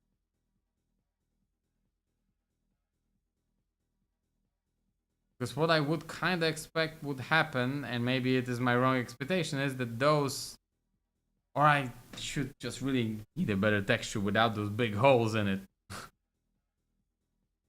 But it's kind of almost sort of like what I want to go for.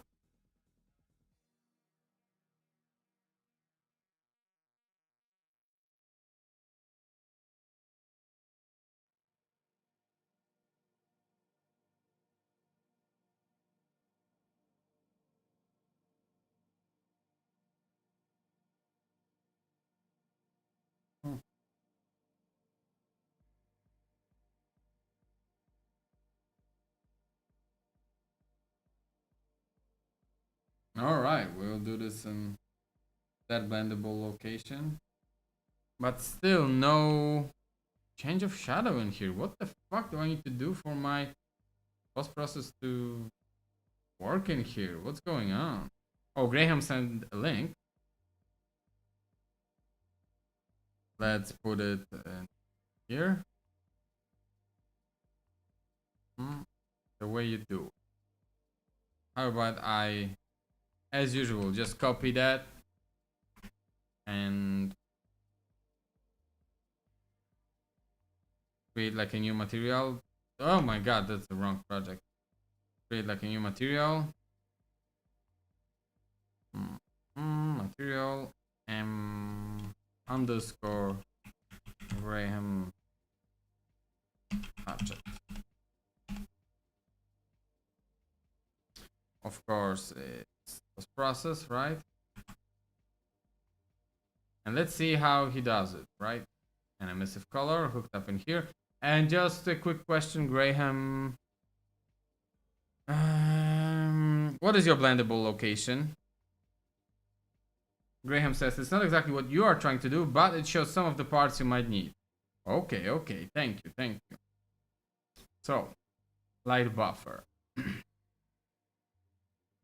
You got our regular pass-through, base color as start and G buffer. You desaturate both of those.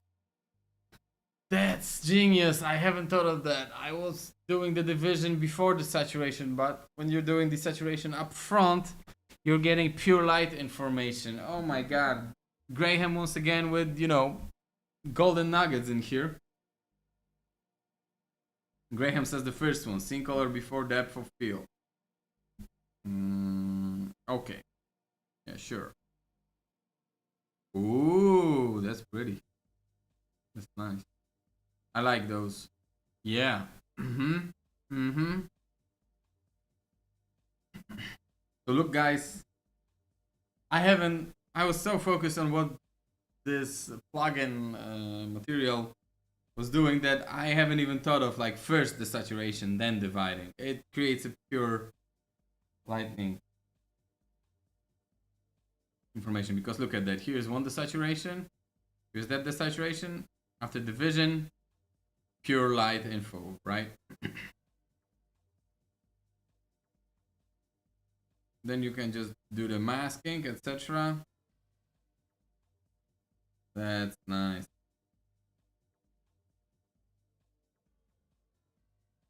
Right. Then there's light shadow transition. Here's where the smooth step is being used. Where the value is just that, the light buffer, and the min value is transition side. All right. So. Oh. Yeah. And then there's the shadow tint, of course, and the light tint. We are lerping. You can already see that the shadow is colored.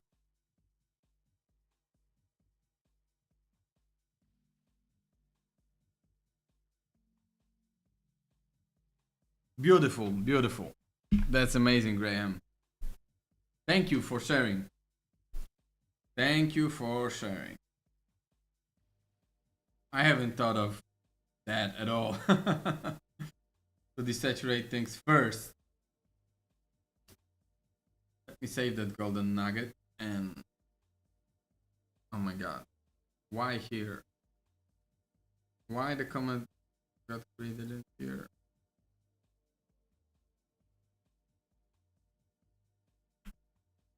I wanted to put like a big comment in here.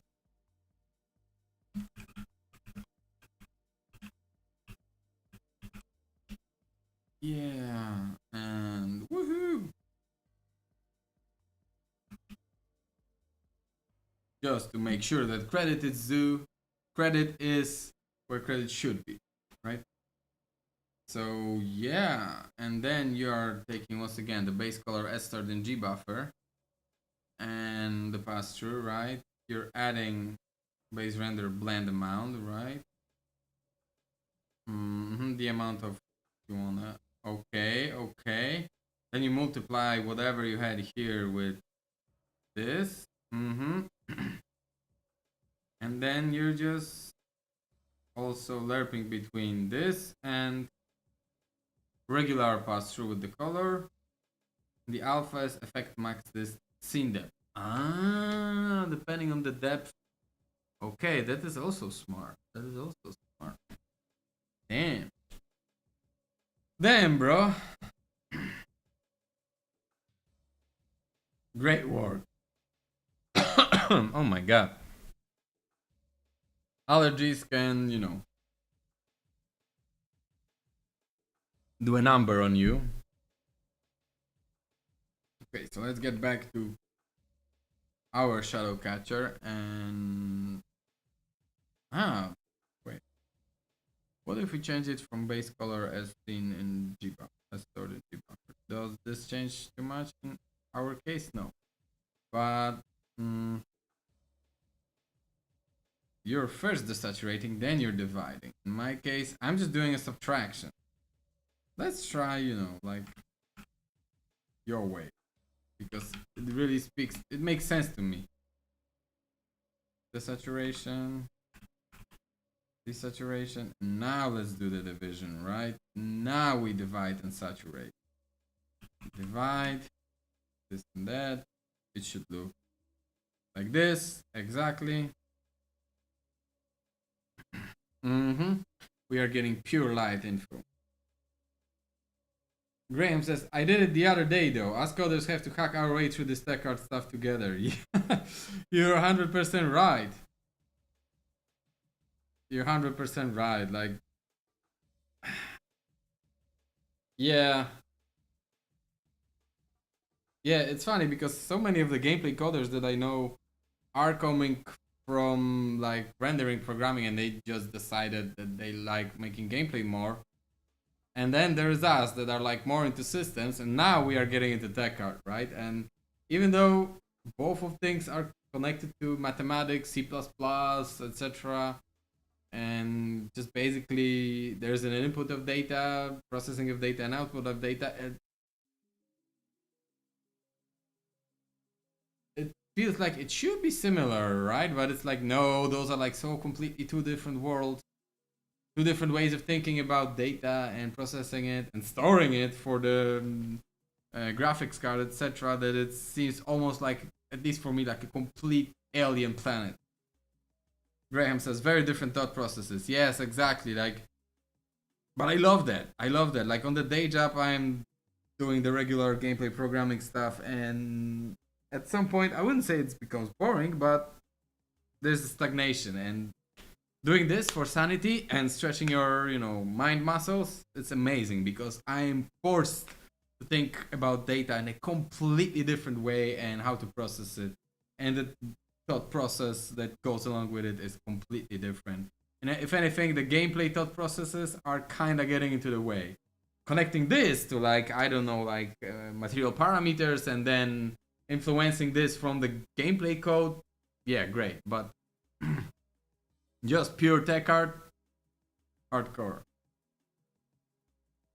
Graham says, materials are all about, I have this number, what math do I need to do to this number so that it looks a certain way? Exactly. It's exactly that. And also, you have to think that all of it is being processed at once, pixel by pixel, but kinda at once, or whatever the fuck is happening on GPU side, right? Where in gameplay coding, I mostly, it is sequential, right? Okay, I have this data, I do this processing to only this batch of data. And then in a for loop, I'm going to another batch of data, etc. And you kind of have to like skew your thinking a little bit, right? I have this number, you put it exactly right. Graham says, yeah, and then you have multiple render passes and shadow and lightning passes. Yes, exactly. So it's not like you have one. In some sense, it kind of reminds me a little bit of like physics, that you have pre-physics processing, then during physics processing, then after physics processing, some post-physics processing, etc. And you can decide in which part of the frame you're kind of doing it. In that sense, it kind of feels similar to me, but only on the surface level, because if you go deeply, into it, it's like, oh no, it's not connected at all. Yeah. Graham says, physics is one of my weaknesses. I avoid it as much as possible. Yeah, I wouldn't say I'm too strong on physics either. I'll be honest. Like, I know how to use Chaos Visual Debugger. On stream, I learned how to use the Chaos Destruction, but I think I misunderstood something, and all of the assets that I had broke, and they do not work anymore. I learned how to use this fraction editor, but, and of course, like adding constraints or something like this, but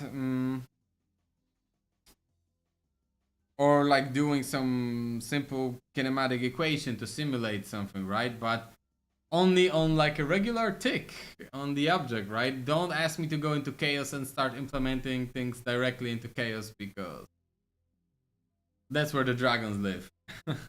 And that's another like a rabbit hole that you can, jump into. Just the topic of collision detection, where you can read about different algorithms and the phases of collision detection, etc. Octrees. This is amazing, and it can inform your gameplay programming quite nicely to see what the physics programmers are doing to speed up their calculations, right? But it is a rabbit hole.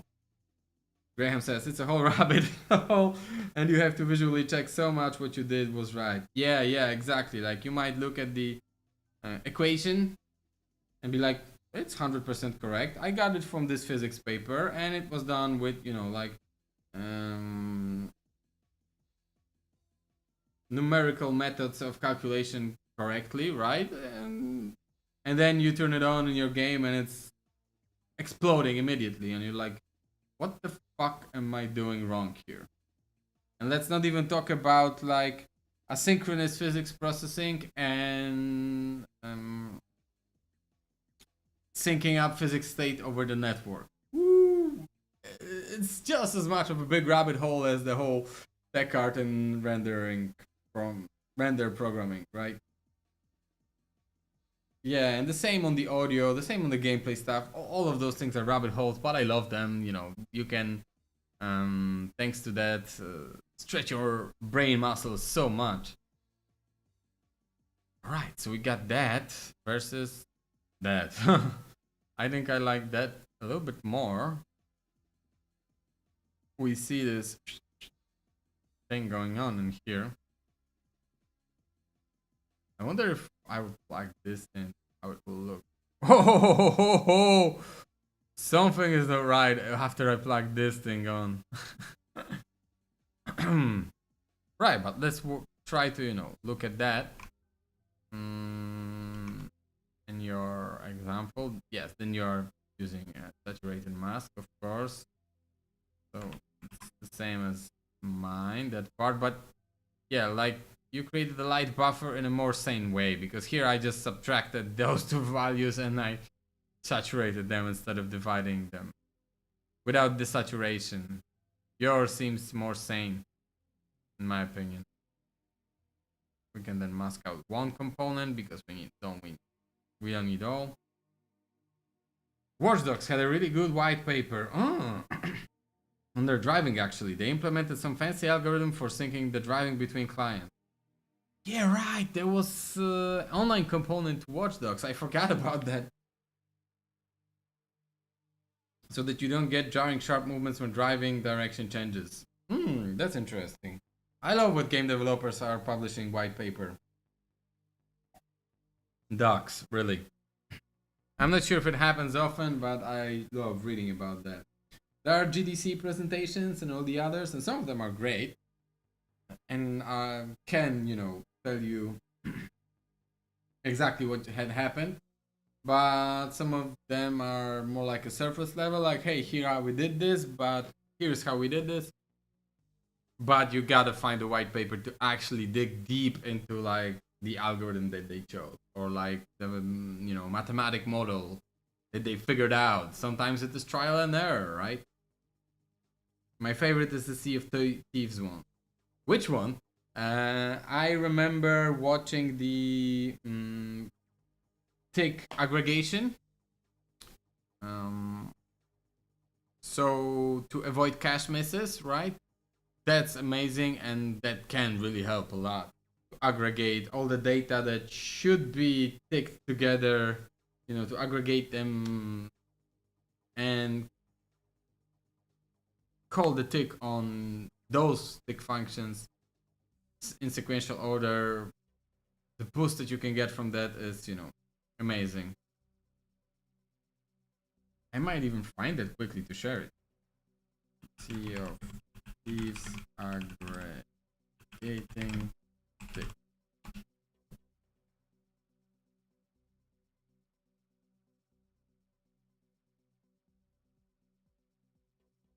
Oh yeah, I got this. Let me quickly share it with y'all. Graham says, where the C is effectively an animation, the way they sync it between clients so everyone gets the same waves, just tell the other clients what time in the animation they are at. Genius. Oh yeah. When I was at Techland Warsaw, I worked with the guy that was the part of the wave team, and he said that he is so proud of that whole wave system and the way they worked it from both graphical standpoint of view, networking. Like, they were extremely proud. Back then, I didn't understand jack shit from what he was saying because I was just a junior programmer, and I was like, okay. But then, watching and reading about it later, I was like, oh, that's so fucking, effective what they did, and that's why Sea of Thieves can work the way it works. It's really great game from engineering point of view and from gameplay point of view. I actually quite like it. Me and Barabash here, we played some. He even played way more than I did. It's true, like, sandboxing that nature that it doesn't tell you what you should do. You kind of have to have fun with it on your own, kind of like Minecraft or whatever. There's no base building or anything like this, but just go on a ship, pick up some quests, and try to do it, right? Tall Tales were awesome. Yeah, I love it. Graham says, I would be too. Yeah, if I had that on my resume, I also would be screaming about that. Graham says, we are going to apply the same techniques to billboards in the city so that everyone sees the same adverts on billboards. That's smart. That's smart. Yeah, in general, that technique can be really applied nicely. Like, if you have things, it can be something graphical, something gameplay wise, audio, whatever, but it comes from like some sort of either mathematical function or something that can rely on a seed number. You just need to replicate that one number to everyone else, and things should populate exactly as they should on everyone else's machine, and you're saving a ton on networking replication, right? That's a really good technique to use. Just replicate the seed, and if everything is deterministic based on the seed, you're there, right? Lots of stuff you can do this. Graham says, I just need to get good enough to make those systems. Yeah, that's the tough part. That's the tough part. And the thing that happens the most, and I love it the most, and by love it I mean I'm getting annoyed by the most, is when the design comes and the designer team says like, no, it's set in stone, we can write, the contract in blood, that nothing about this will change. That's exactly what you want. And the experienced gameplay programmer will be like, I don't believe you. And you have to believe that it is not intentional lie, right? And do not create like a huge system that depends on all those assumptions that they laid out in front of you, because that's 100% changing once either them on the whole crew plays it, and it's like, yeah, we need to change those things, and it turns out those are not variables. It's basically turning all of your system upside down. You need to refactor. Yeah, that's where getting from junior to senior programmer, gameplay programmer, really happens, because you gotta make those systems in such a way that you can rewrite big parts of logic almost on a whim super easily, right? Because there's not enough time. So yeah, don't commit to anything. Yeah, that's why, for example, some of the programming patterns on the gameplay side of things, yeah, sometimes they just do not work, because one design iteration it works, the other you have to do something completely different, down to the way your data is being stored, right? So yeah, that's why sometimes web developers are seeing the gameplay systems code and they're like, what the fuck is this, right? And you gotta understand the process of iteration to understand why some of the systems are made the way they are, right? because you just cannot commit. Graham says, yeah, once they see it, it will change. Yep, exactly. Exactly. I had my harsh lesson when I was working on like some kind of ability system, magic system or whatever back in the day. And there was one way of doing it. Then I heard the new design. I created like the whole system so it could be more modular. You could, like combine different magic powers or whatever together and quickly add them because the assumptions were so nice that you could do this kind of system. And the day I submitted it, I received the info that, you know what, actually, the CEO of the company took a peek at the design doc, at a couple of prototypes, and he was like, nah, we're changing the direction. The change of direction was so big that the system could not be used anymore. And that was the moment of a big lesson learned of like, oh, okay, I need to do the refactor, but this refactor won't make any assumptions. It's just like super basic processing of data. Most of the things I would have to do by hand in C++, but it will be cheaper that way. And yeah, that was a painful lesson. I was so devastated. Graham says they probably all start super clean and standard conforming. It's the 510 plus total rewrites that breaks it. Yep, with no time to refactor for simplicity when they are happy with it. Yep, and then you are being transferred to another feature because that is done. It works, right? Like artists can add new art to it. Designers can play with the balance parameters. It's done. You cannot just rewrite it. Oh, DLC? Yeah, we'll, jump on that later. And then you have to do like a DLC or an update when you're adding new stuff and you're like, oh, shit. If I only had the time to refactor it, now it would be easier to add those things in. But now it will take longer, right? It's the tail all this time. That's why, for example, some of the games when it comes to Unreal Engine rather use gameplay ability system and abilities being scripted via blueprints because they are easier to change than committing to like your own custom system and everything done in C++. On paper it's better, but the design is forever volatile. It will always change, and changing this is easier than changing 20 header files, 20 C++ files, and making it work together, right? Graham says, we do use a lot of gas. I did want to make my own system, but I can't justify the time. Yeah, that's the thing. The gas is like this big ass system, right? That can work for FPS, MMORPG, and everything in between, right? Base builder. And you can take one particular, spell, and you can implement it in 6 different ways, and all of them will be valid depending on the context, right? It is this big of a behemoth that might be tempting to like prototype in gas and then create your own custom system for, what you actually do need. But then it's like, we have gas and it's already working, and we turned off everything that we don't need. We are only using specific things that we do need. We added a couple of things, so it will be more in line with the context of our game. Let's leave gas in, right?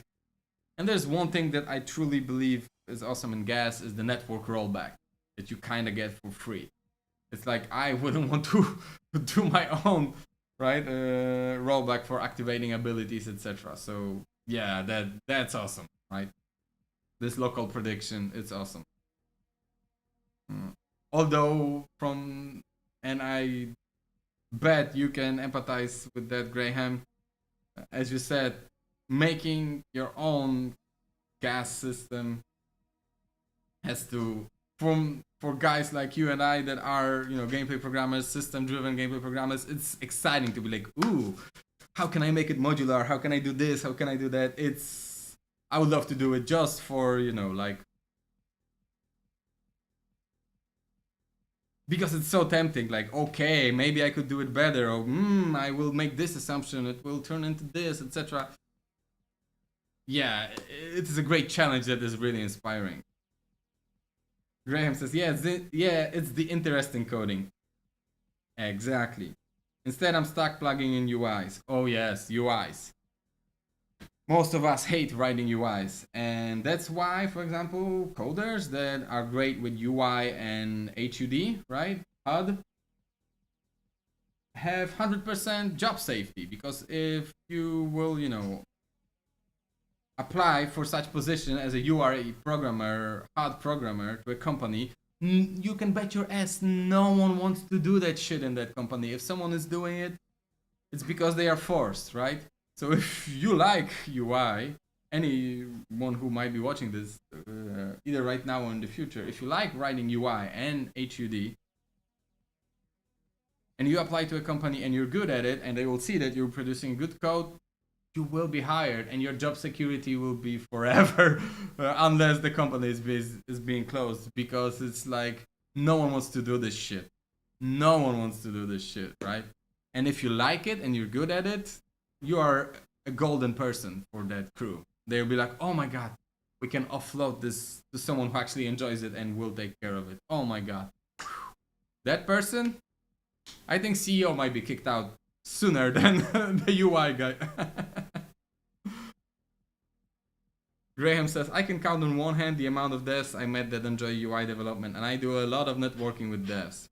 Yeah, me too. I know like 1, 2, 3, 4 people that actually really enjoy and are passionate. 5 people that are passionate about that, and they will always find work. Even if AI will, cloud code, etc., will be good at making UIs, you still need someone who will take a peek and see if they're not bullshitting. These guys are safe with that. All right, enough of like me sidetracking. Okay, so we got this image here, right? And what Graham, that's basically your light buffer, right? Funny that it kind of looks different than mine. I also am doing desaturation, divide, and then saturating, and oh, I didn't put in mask. Oh no, I am previewing mask actually. What the hell is going on, right? No, luminance factors are exactly the same.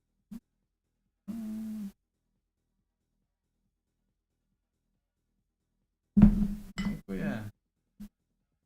I got the cookie delivery from my awesome partner. Thank you. And some water. Yay.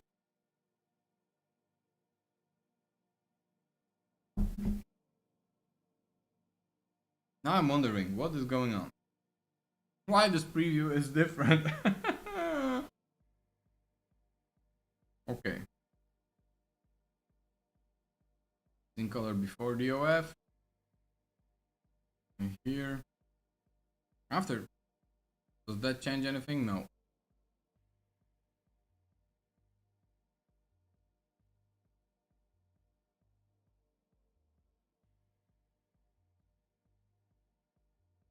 Another mystery. Hey Pumba.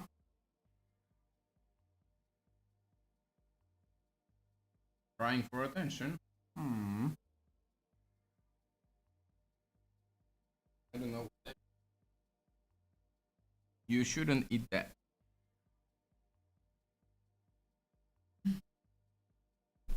Okay. And he ran away.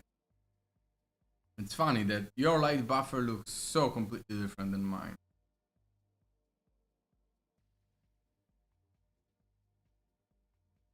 That's why I'm gameplay programmer. It would take me probably a couple of more hours to understand why there's a difference, even though the node setup is exactly the same. And the tech card will probably take a peek at it and be like, oh, here is where you fucked up. Oh, and I see what I fucked up. The division should go the other way around. Okay. I think my brain is fried for today and I might be ending soon. Now it will be the exact same. No. What the? What's going on?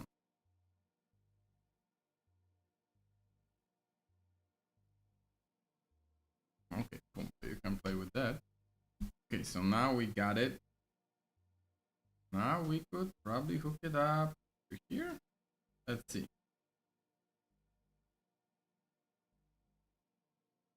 It's somewhere along the line, it's doing the exact opposite of, and I think I know where it is going. I think it should be like here and here. Whoa, that's some weird. Pumba, don't eat those. Yeah, yeah.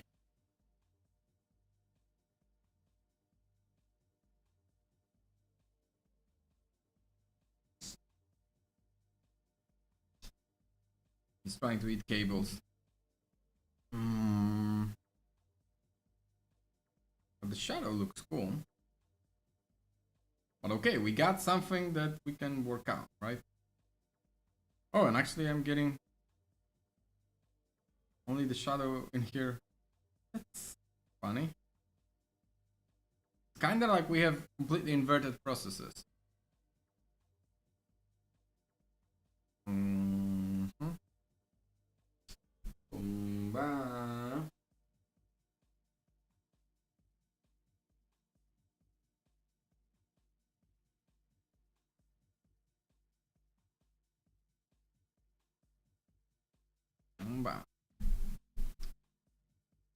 I love this cat. Alright, so you got that going on, and then you do the smooth step. This is like light shadow transition, right? Where in the end it looks like this. Okay. I only got a couple of more minutes of streaming in me, I feel like, because my brain is completely fried. Pumba, don't eat this cable. I need to install like some cat camera or something because of what he did. I was trying to take him off the cable and he just started fist bumping me like and catching my hand and shaking my hand. Like, hey, hello. No. Come on. Okay. So I think let's leave the mystery of hooking up your shadow hatcheting, my shadow hatching thing, and gluing it together. And why does not my shadow catcher work at all in my post process? Like, what am I missing? Those things are working. My shadow catcher, right? Did I plug up right? Correct. Create material instance. Let's create a material instance so I can be 100% sure that I plugged in the right shadow catcher, and I did, and fucking nothing. It's not hatcheted at all. God damn it. I don't know why this is the only one post process that doesn't work. I can turn on, for example, your post process, right? It worked. My post process, it worked. I can play around with that in the shadow catcher and nothing is happening. Graham says, the art style is coming together though. Looks really good so far. Thank you. Yeah, thank you. I believe so. Like, I added my enemy that I used before in my prototypes, and even though the texture is not aligned, there is no seamless texturing, such a simple shape is already doing something, right? And I'll be honest, all those errors and artifacts in here, actually, I fucking like the way they look. I wouldn't even want to fix that because I don't know, it makes it cool. Like, the extreme detailed characters, yeah, they will not work in that art style, right? We can see that. But that for these guys, it's like, there's something weird going on in here, right? But wait a second. I think my shadow catcher do it works in a weird way because it only caught shadows on the object itself and replaced it, you see, with the hatchet thing. That's exactly what I not want, right? Yeah, on the detailed, super detailed characters, it might not work out because from afar they look like this. And in general, I think if we compare the Mane to the Plank, the Planks looks better than this guy. Graham says, yeah, it works. Yeah, exactly. Like all those errors actually kind of look like, you know, for example, we can see that there's like a empty line in between. There's like the emptiness between the stroke of a pencil, right? But it looks kind of like if you ever doodle anything, your pencil can sometimes fucking do that shit, right? Graham says, oh, is that the outline making it look too dark at range? Yeah, but it can be fixed. Like I implemented tricks like that for Niagara and material there that the particle, basically I wanted to have, let me show you quickly. Instead of talking, I don't know if it will work in that art style, but basically I kind of wanted to have the this pink gas or whatever to have a specific portion of a screen being occupied, even if I shoot at the faraway object, right? So in all actuality, you know, those particles are getting enlarged and enlarged because if I would be shooting at the faraway target, I kind of want to see that I hit it, right? Instead of, you know, seeing faint the effect, right? So especially for this like cartoony style, it works because I could make it really big from afar. It will, you know, still occupy the same sort of same screen amount on the screen, but I get the visual feedback of hitting something.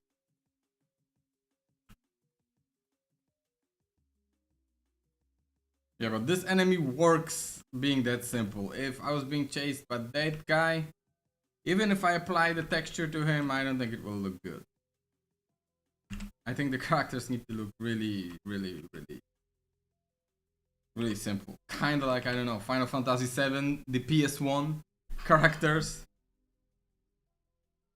Yeah, but the way the post process behaves in here and the difference between here and the preview is weird because none of the shadow is being really changed, right? The shadow is still the same, so kind of like the post process does not give a fuck about that and only works on the mesh object. Like,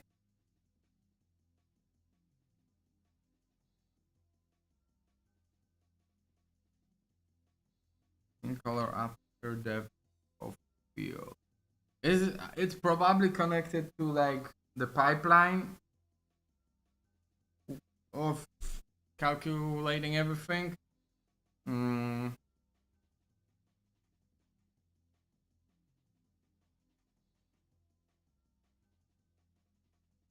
Exactly, Graham.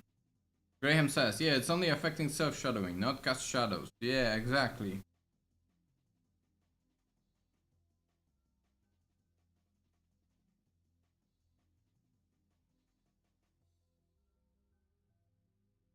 And if I put it as scene color after tone mapping, it just wouldn't work.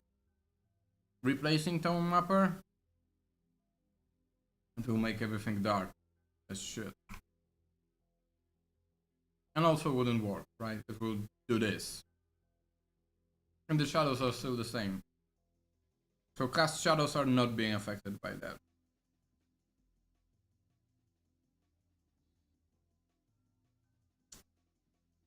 So I don't understand why cast shadows are being affected in the preview, but not in the scene. Graham says, I don't know how you would separate out cast shadows. You know what? Wouldn't have. I'm fine with having both self-shadowing and cast shadows, being hatcheted, right? That's alright with me.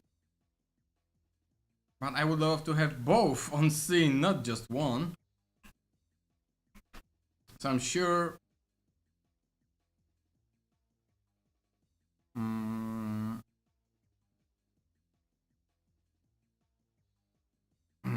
I'm not understanding something. Also, I probably should output alpha because those dark spots, I don't want them. Basically. Is there shadow density scale? No, no, no. I don't want tessellation.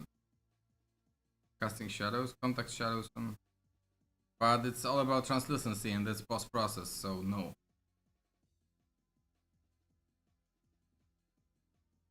This is post-process.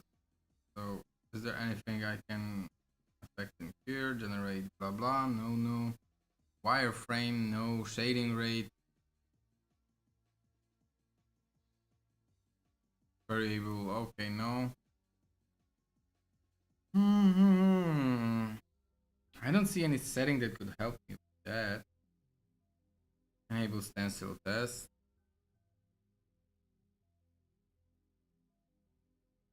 Okay. Mobile, no. Forward shading, no. This is not a VR. Usage with post-process. Cast shadow as mask, that's not for that.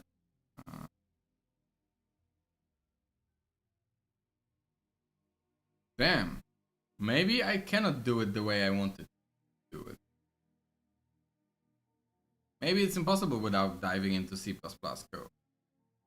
Of rendering. Maybe the fella that I asked was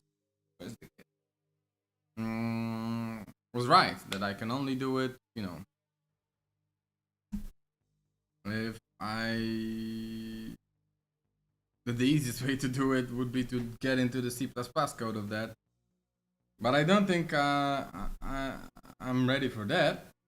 Let me also just take a peek at maybe the settings of the post process itself. Maybe there's something here.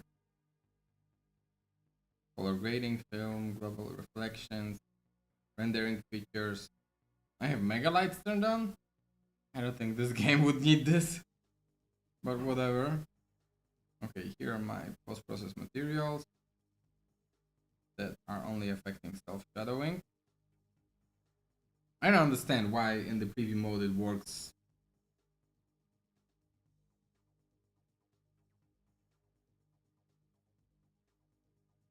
And here it doesn't.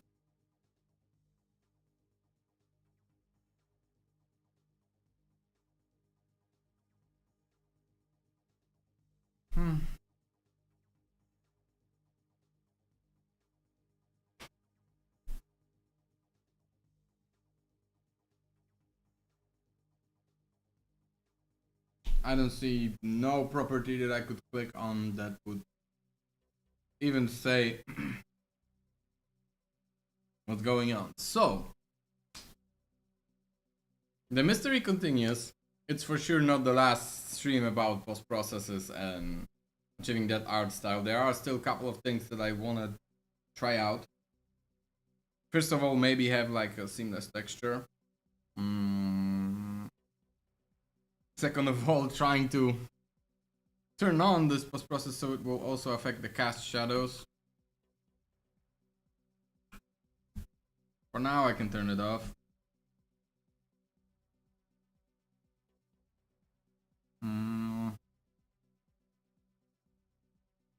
Yeah.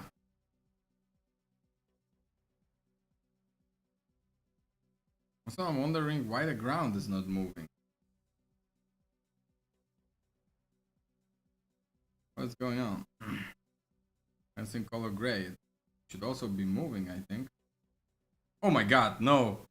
Okay, I think I discovered why I don't want maybe the ground that you're walking on to be doing something like this. it will be unplayable. Yeah, I think you have to have lots of material instances, lots of variables for that art style to, achieve that moving effect on the things of interest, and the things that are static, like the ground that you're walking on, should not be moving like this. It is not working out. So regular gray paper gets in. Okay, guys, I think that's all I have for me today. Like, my brain is completely fried at this moment. So yeah, a couple of more mysteries still ahead of us and to figure out for this art style.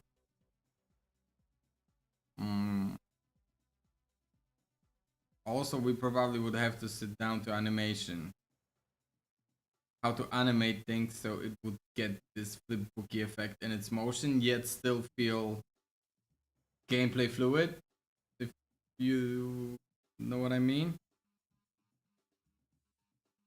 So yeah, I think that's it for me today. I'm completely fried. My brain is completely fried right now because I don't know how to turn,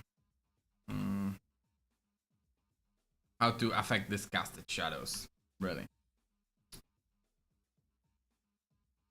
So next weekend I won't be able to stream due to family stuff, but weekend after next weekend I'll be here.